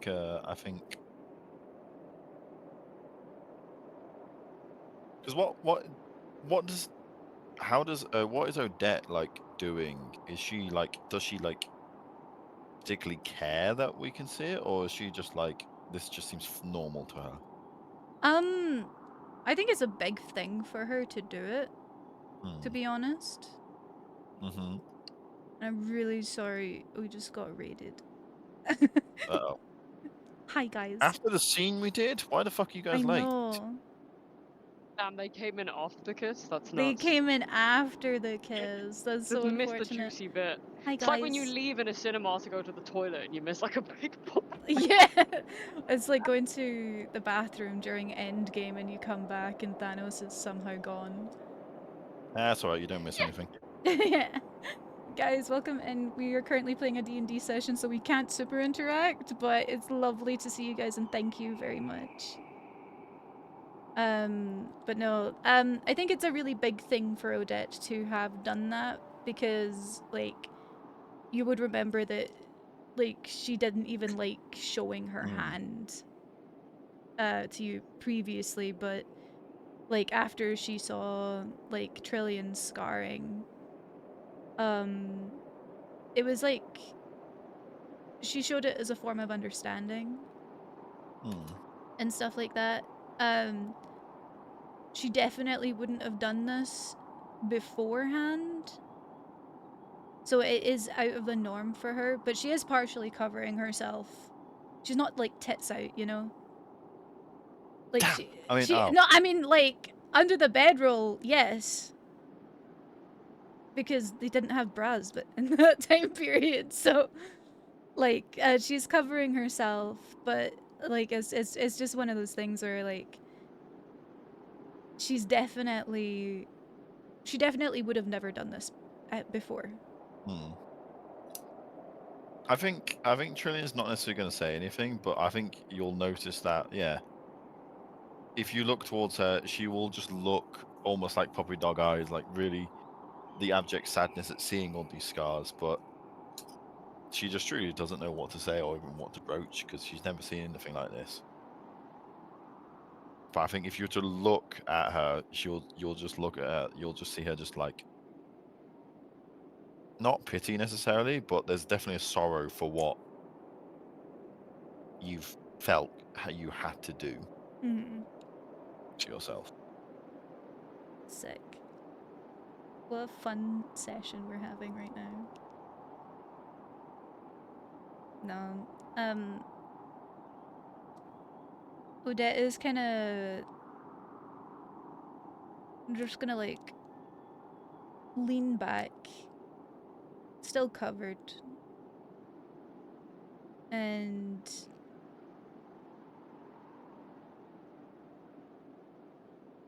she's kind of just, I feel quite tired for once.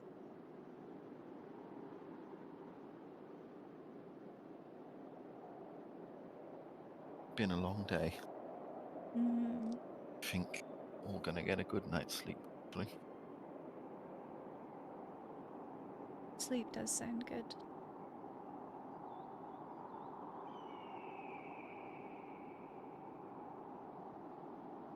Yeah, Odette's just gonna pass the fuck out, my brothers.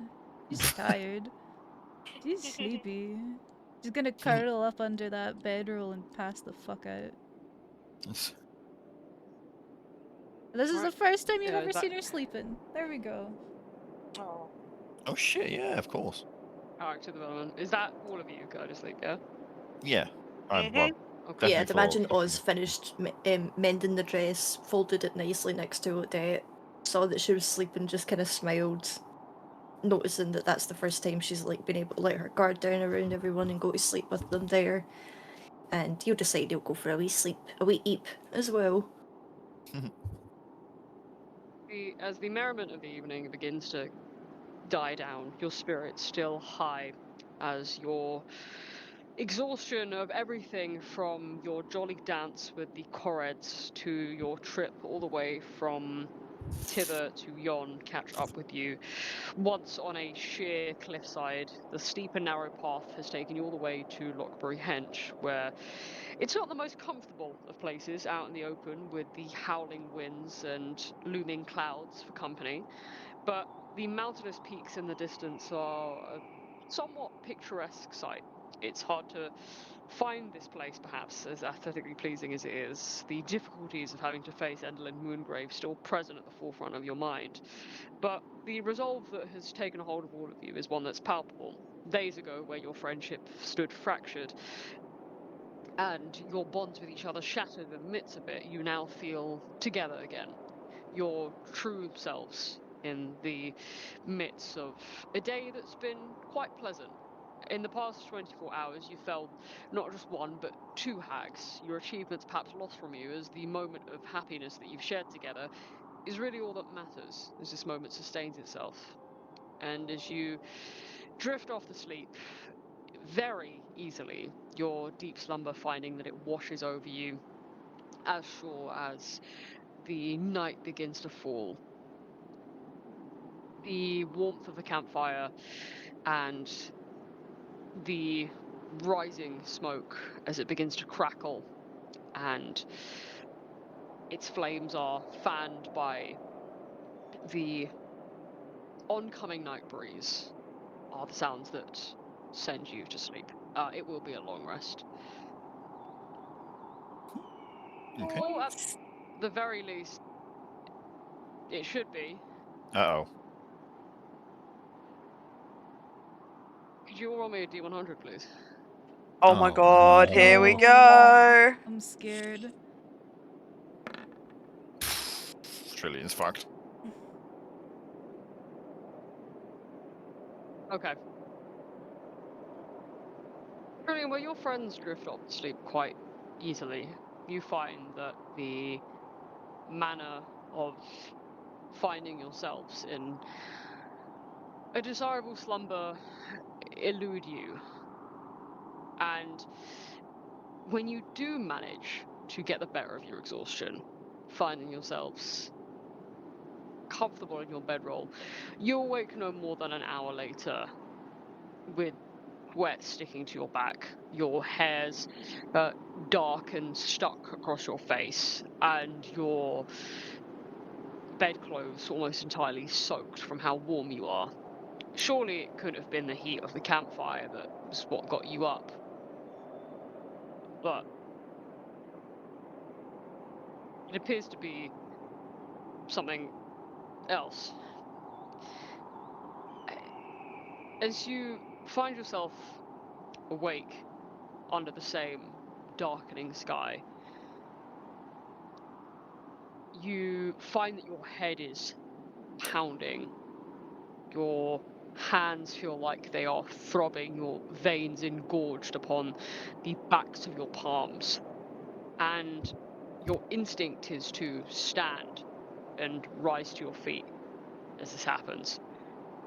This dizzying feeling takes over you again, this nauseating feeling in your stomach of feeling tired and not finding yourself sated by the rest of which you've just had. And something seems to just come over you. It is a wash of something that you have never felt. And when you realize what that burning desire is, it makes you feel sick to your stomach. It is a deep, insatiable hunger that begs to be sated. And when you try to steady yourself as you desperately cling to your nightclothes, trying to fan them away from your body in an attempt to cool down, you find that these insidious green flames begin to spread to your fingertips again. And you look upon the faces of your friends, if such a word can exist, in such a dark recess of a mind. How pretty they are in the dimming lights of almost extinguished campfire. And as you walk past them, your steps slow and unsteady,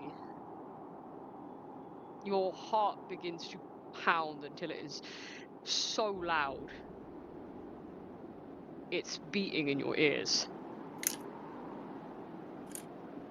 And as you try desperately, clenching your fists so hard that your nails sink into your palms, threatening to reopen the wounds that were just so freshly made last night, you very soon find that you are staring at the faces of your companions in a way that is not quite admiration and isn't quite love. It's something else entirely that sends a shiver down your spine. And as you pass your friends, looking out into the expanse of yon, the picturesque scene blurring before your eyes, you look down upon the peacefully sleeping faces of your friends.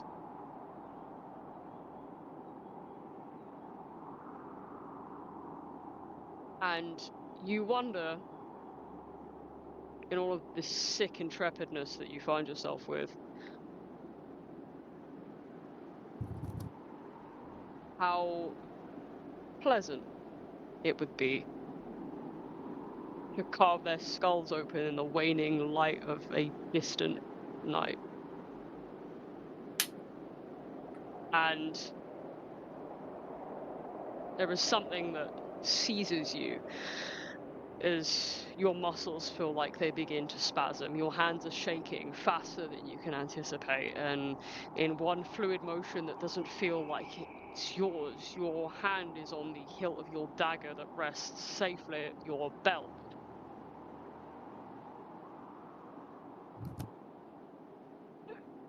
And this sensation you feel that is overwhelming, feeling like it is threatening to drown you whole unless you do something to extinguish it. It can't be yours. Surely it can't be yours. But the acrid green flames that roar like sputtering acid at your fingertips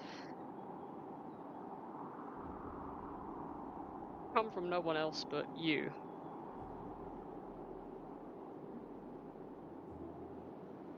And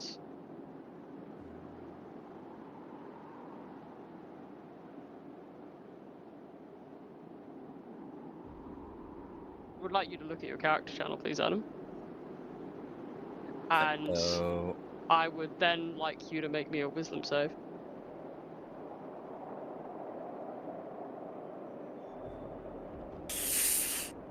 fucking hell. Well, I'm glad I've got fucking inspiration. I'm also going to. Am I able to cast guidance, or does that not work?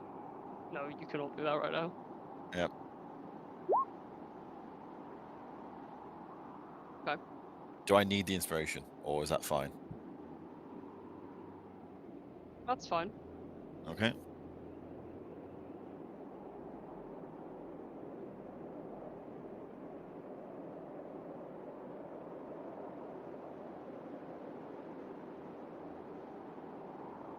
I think Trillions like you'll see if you were to watch this, you'll see the dagger, or the hand that has the dagger, almost shake like violently as it starts to almost move on its own towards Oz's sleeping form, as if Trillian is almost compelled to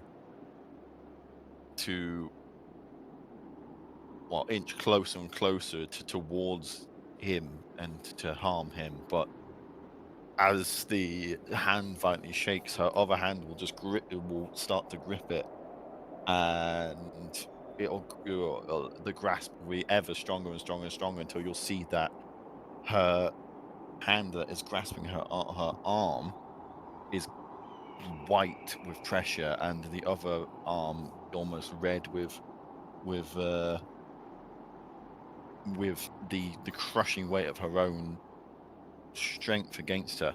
And almost in an instant, the dagger that is aimed towards Oz will just invert, and Trillian will plunge it into her own body, Oh. attacking herself instead of Oz. Oh my god. Okay, I'm scared. Oh my god. Such a handsome form that Oz cuts in the light of a faraway moon. How nice you think it might have been to flay his skin and look at his pristine bone underneath, where he would have spilled crimson all over your pale hands, and perhaps awoken with the scarlet viscera the next morning underneath your fingernails. But as you somehow manage to wrest this dagger from an insatiable need to take one of your companions' lives, turning it upon yourselves, I will allow the three of you who are not Trillian here to make a perception check. I didn't realize I was doing a fucking dirge run. What the fuck?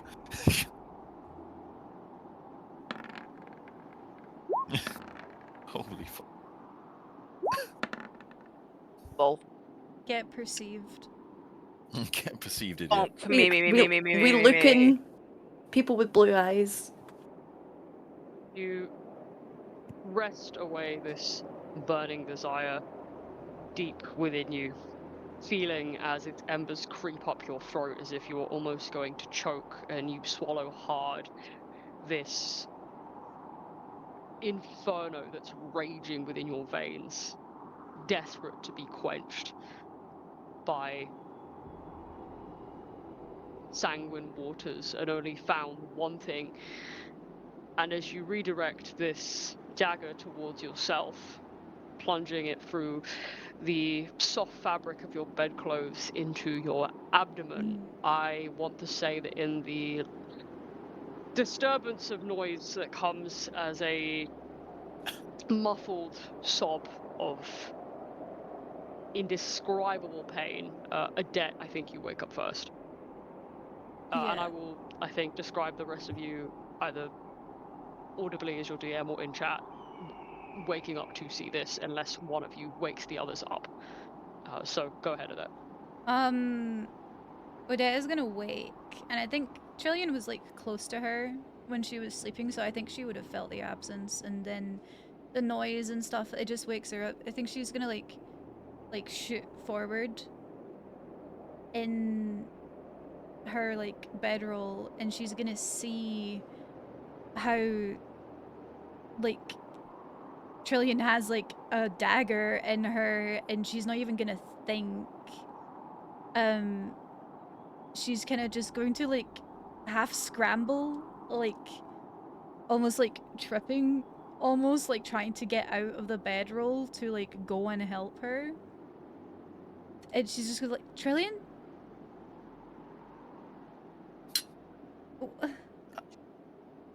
Are you okay? I think you'll notice the dagger in her, I'm going to guess, abdomen, and Trillian will just be almost screaming in pain, but trying to keep the sound inside. And she'll just look towards you and just go, I had to stop myself. It's either me or him. It hurts.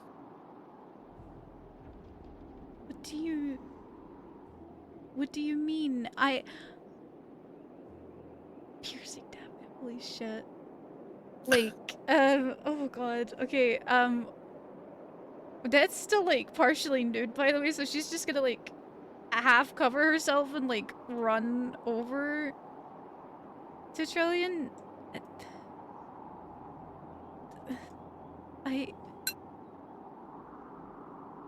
What do you mean? What do you mean it was either you or Oz? What do you mean? Oz? Vivi? She's like a hand like covering herself and like another hand like trying to like reach out to the abdomen. She is just like panicking at seeing like the dagger in your abdomen, and she is like scared, and is not scared of you, she's scared for you. I think if you try to come towards her, actually, Trillian will literally just be backing away. Even though she's bleeding and in pain, she's still very, very afraid of what she's been feeling, so she will back away from you. And she will just kind of, in amongst gritted teeth with the pain, she'll just go, something's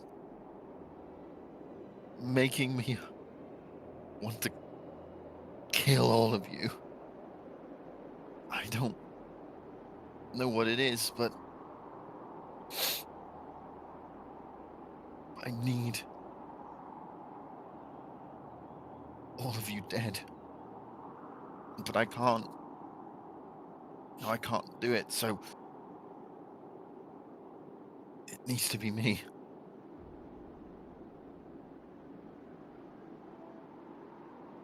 Having stirred awake Yeah. with the commotion and stuff and being like shook awake by Odette, Oz will kind of look at you, like his eyes kind of strain in the light, and before it focuses on your worried face, and immediately he shoots up, his arms like kind of finding yours, and then like turning where your attention is drawn to Trillian and seeing the blade in her abdomen immediately, and his eyes like widen.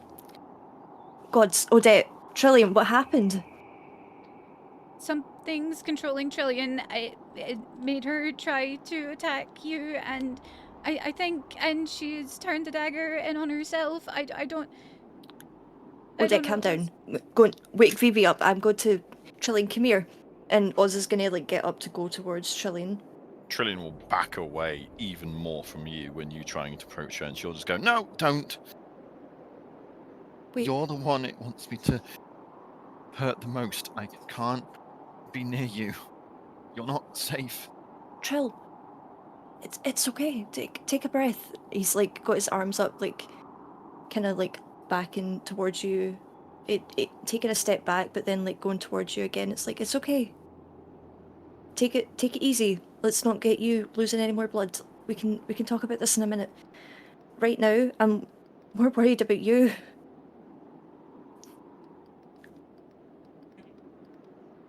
I think she'll just kind of look at you and just be like, "You should be more worried for yourself. Worried what I will do to you. Don't come closer." Trill, listen to me. You need to Yeah.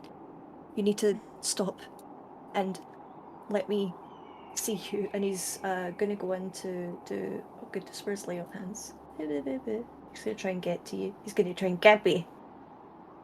One He's gonna try second. and go for you. What do you want me to roll? 1 minute. I am just very sneakily changing some spells around. Give me 1 second. No worries.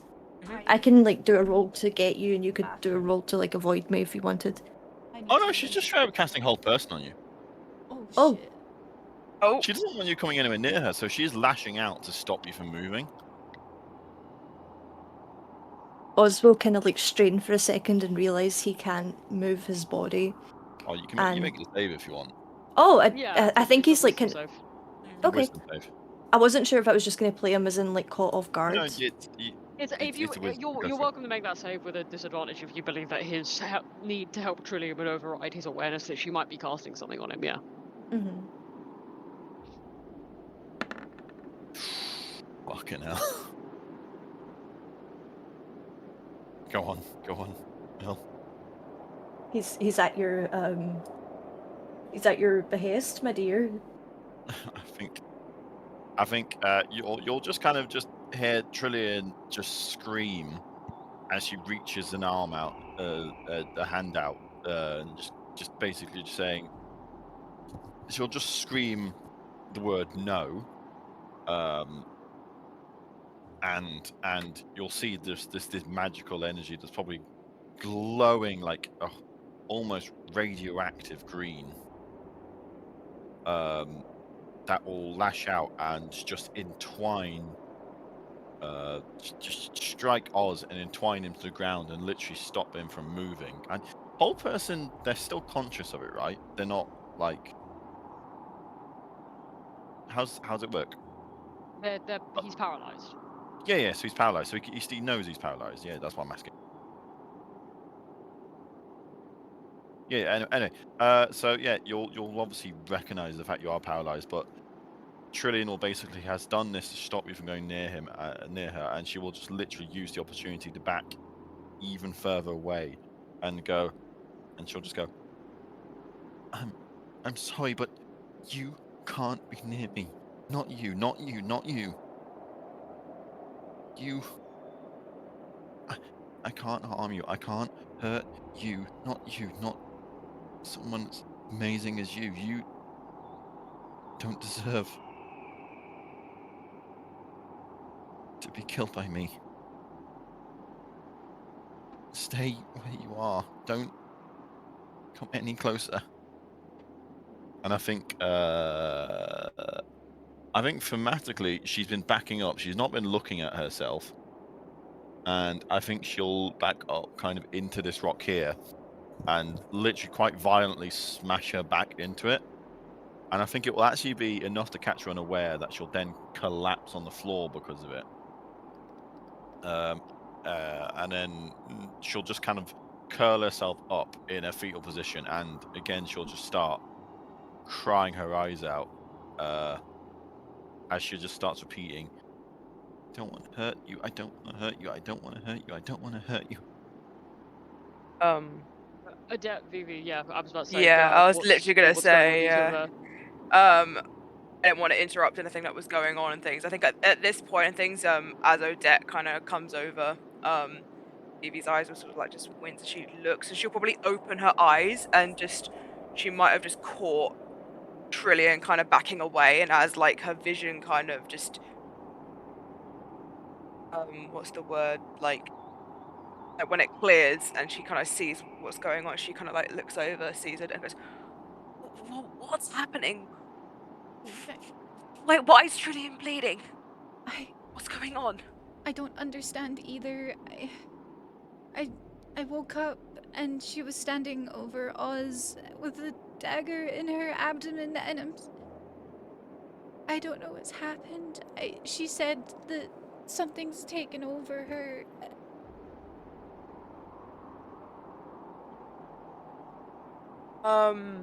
Right. Kind of sensing the urgency, Evie, in just seeing sort of Trillian bleeding, Oz paralyzed. She's just gonna like she'll almost like panic for a moment, and as the first thing that kind of comes to her mind, she's gonna gently put sort of she's gonna reach and like put one hand sort of like behind her, like grab Odette's hand, and with her other hand, it's going to sort of quickly just raise up, like flick around, and she's going to point towards Trillium. I'm gonna cast suggestion at 3rd level, please. Ooh. Um.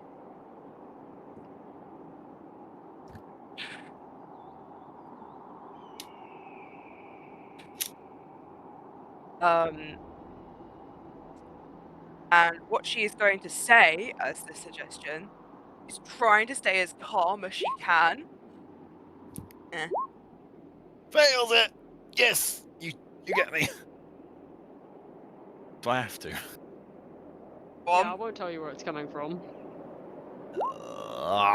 Fuck's sake.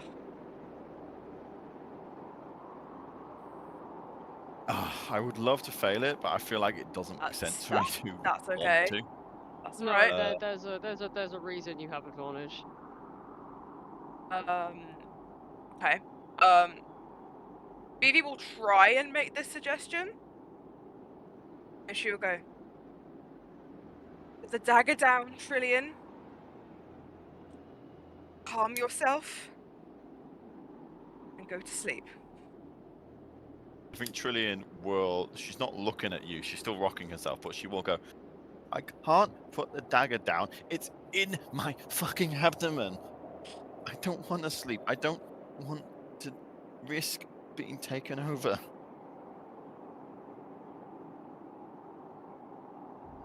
Oh, con save.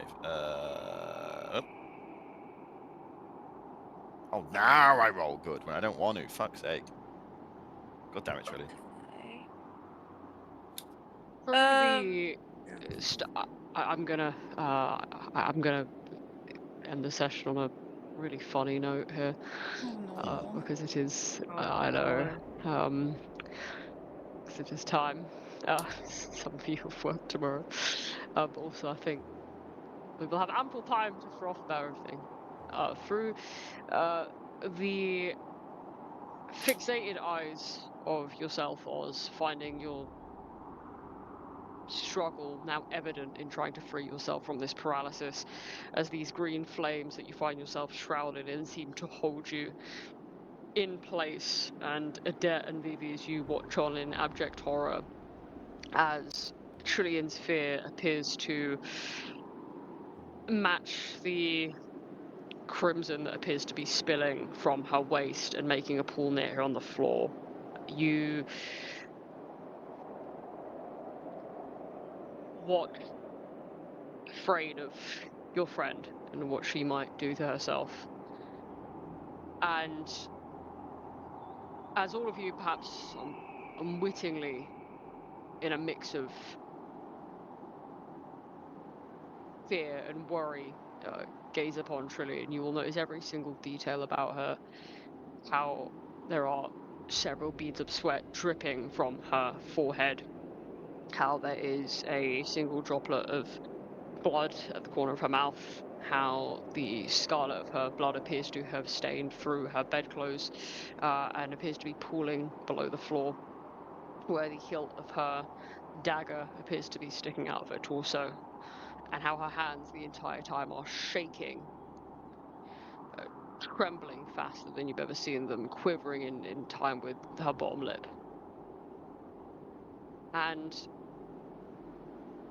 from her fingertips, this acrid smelling, sputtering acid of flame will begin to wreath itself around her palms, and you'll watch as seemingly it spreads through this dagger in her torso. And where you imagine that it might set her on fire, it seems to only catch onto the embers in her dark grey eyes. And you will watch as Trillian will pull out this dagger from her abdomen, watching as the blood begins to now drip a new path onto the surface where she has extracted it from her torso. And as the shaking begins to slow and then come to an abrupt halt, as this insidious green light begins to wash over her once slate irises, you watch as your friend's body appears to stand and almost put itself back into place, Oh. as if every muscle begins to calm and the will of something resolute begins to take hold. And Trillian, despite your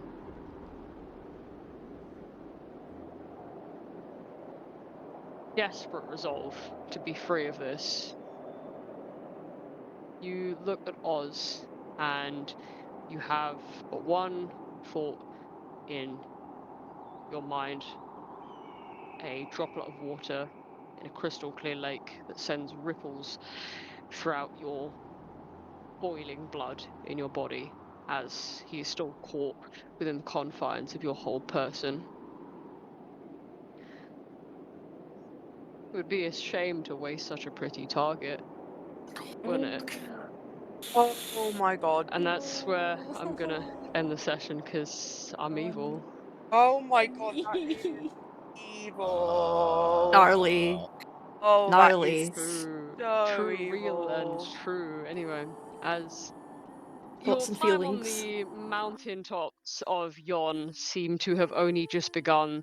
The narrow stone paths that curl around the mountain seem to hold you in the grip of Yon's looming clouds, mountainous peaks, and thunderous skies. But even as the lightning begins to strike the earth around you on another awakening morning, the least of your worries is not Enderlin Moongrave's domain, or the dangers of which seek to take hold of you, but the peril that seems to lie within the very heart of your group. And as bonds are beginning to be reforged, as love finds its way to spark new embers of affection within the group, it seems that the burning flames of something much darker has appeared to have taken hold of your friend Trillian. What sinister forces seem to be out to control her and empower her are entirely beyond your realm of possibility. Something so dark perhaps your mind cannot conceive it. But seemingly, as you have found yourselves in Yon among new friends and good company, the warmth of the hearth around you is seemingly shattered by the blustering winds and the cold, uncomfortable realization that perhaps in order to help your friend Trillian, you may have to hurt her first. And in the stark realization that seemingly just as things have begun to repair themselves, that the forces of fate would threaten to tear you apart, how you will deal with your friend's thin line that she walks in inner turmoil and an outer darkness, and what side of that will emerge, will be down to your actions alone, and everything that encapsulates Enderlane Moongrave, the Dame of Unhappy Endings, dark and stormy, the gloomy and ghastly domain of Yon, as you are held all within the eye of the storm within. And Oh, that is where I will end our session today. Thanks, everyone. yeah, oh Hell. my god. Damn. god, Ronnie. This is so good. Right, Peak. calling up my Alright, man. therapist right now. Alright, Mayor, up to you. Ah. Half of your scream did get picked up, love. I heard you in the other room. though. Oh my god, I'm scared. It's alright. Ah. Screaming at the God. bars of my enclosure right now, for real. I'm Yeah. Time to throw me in the cheering on. padded cell for a week. Yeah, oh my god. Ronnie, when I get my hands on you. Ronnie, when I get you. When I get you, Ronnie. Ronnie, when I get you. Oh my goodness. When I get you over on. Oh my god. You know what it means, May? When you eventually DM, you just got to have Ronnie be a player. Yeah. I gotta send the trauma back. Oh my god, that's crazy. True, real. And we can just Real make a game of it. What is Yes. your return policy on the trauma? Your Yeah. return policy. It's like Oh my pen pals, you God. just forever keep doing it between each other. Oh my god, Oh, man, Ronnie. this was amazing. Incredible. Thank you so, So much. much to think on. Incredible. Unhappy endings indeed, with like the Dame of Unhappy Endings. It's like Mhm. happy, and then it's like, uh-oh, Yeah. turbulence, uh-oh, we're having turbulence. Yeah. It's so in a good way, like not in, I wouldn't have it any other way. I mean, Oh my god. This I'm is sorry, amazing. I'm gobsmacked. same. I am. I'm just saying Yeah. a lot of like Ronnie, gobbledygook because I'm like, wow. Oh Ronnie, my I've been a god. player of yours for, nearly 6 years now. And you still never failed to amaze me. That was, Oh my god. Yeah, Ronnie said that they've been doing like DMing for like 6+ years or 6 years, and it really shows. It Thank really you. shows, Ronnie. Oh my insane. god. Thank you so much. To Of be in the course. hands of such a talented Ah. DM is honestly such a Oh, blessing. thank you. Truly, Thank you so truly. much. I know you must Aw. get sick of us always saying this, but we really do No, value no, and it love really this means here. a lot. I am. Adam lives with me, so he knows this. I'm inexplicably hard on myself, so it really means a lot to have you break through No. that exterior every week. I'm We I'm are doing so a lot of delighted to the be here, sweetheart. I am with your in.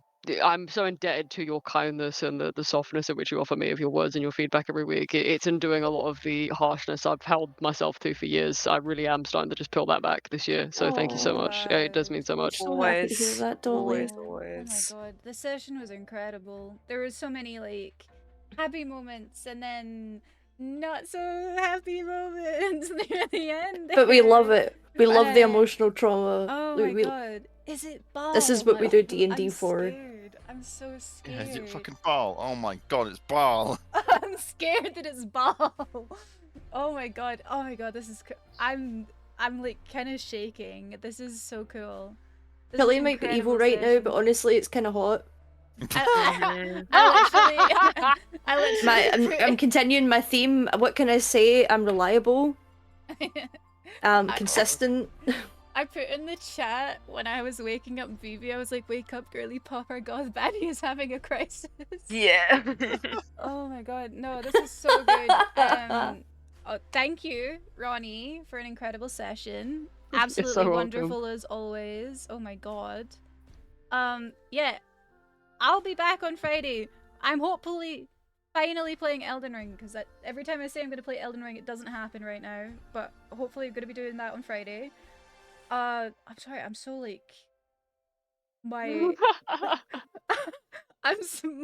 Oh my god, no, just thank you for joining us. If you were here for the stream, if you were a raider, I appreciate it so much. But yeah, no, thank you oh my god, that's crazy. Oh my god. Thank you so much to my wonderful party. I'm sorry for everything I put you through. I'm not Don't actually. be silly. I'm Sorry. actually not. I'm not apologetic at all. No, you've been amazing as always. Thank Good. you to mine and May's lovely chat for staying tuned. I hope this has been a riveting and engaging D&D gameplay for you. Yes. Ronnie. Thank you so much for just watching this turmoil unfold and the havoc that I wreak upon my very close friends here. Thank you all so much for tuning in. We will see you same time next week. Yes. For another session of The Wild Beyond the Witchlight, which is certainly getting wild beyond the Witchlight. Absolutely. Yeah, Yes. absolutely. We up here wilding. Yeah, You are Wild in our watching Witchlight. their wild. Oh, thank you so much, Ron. Good night. Sleep well wherever it is you are in the world, and we will see you next week. Bye. Thank you. Bye. Bye. Next week can't come soon enough. Yeah, real. Oh my Ronnie. God.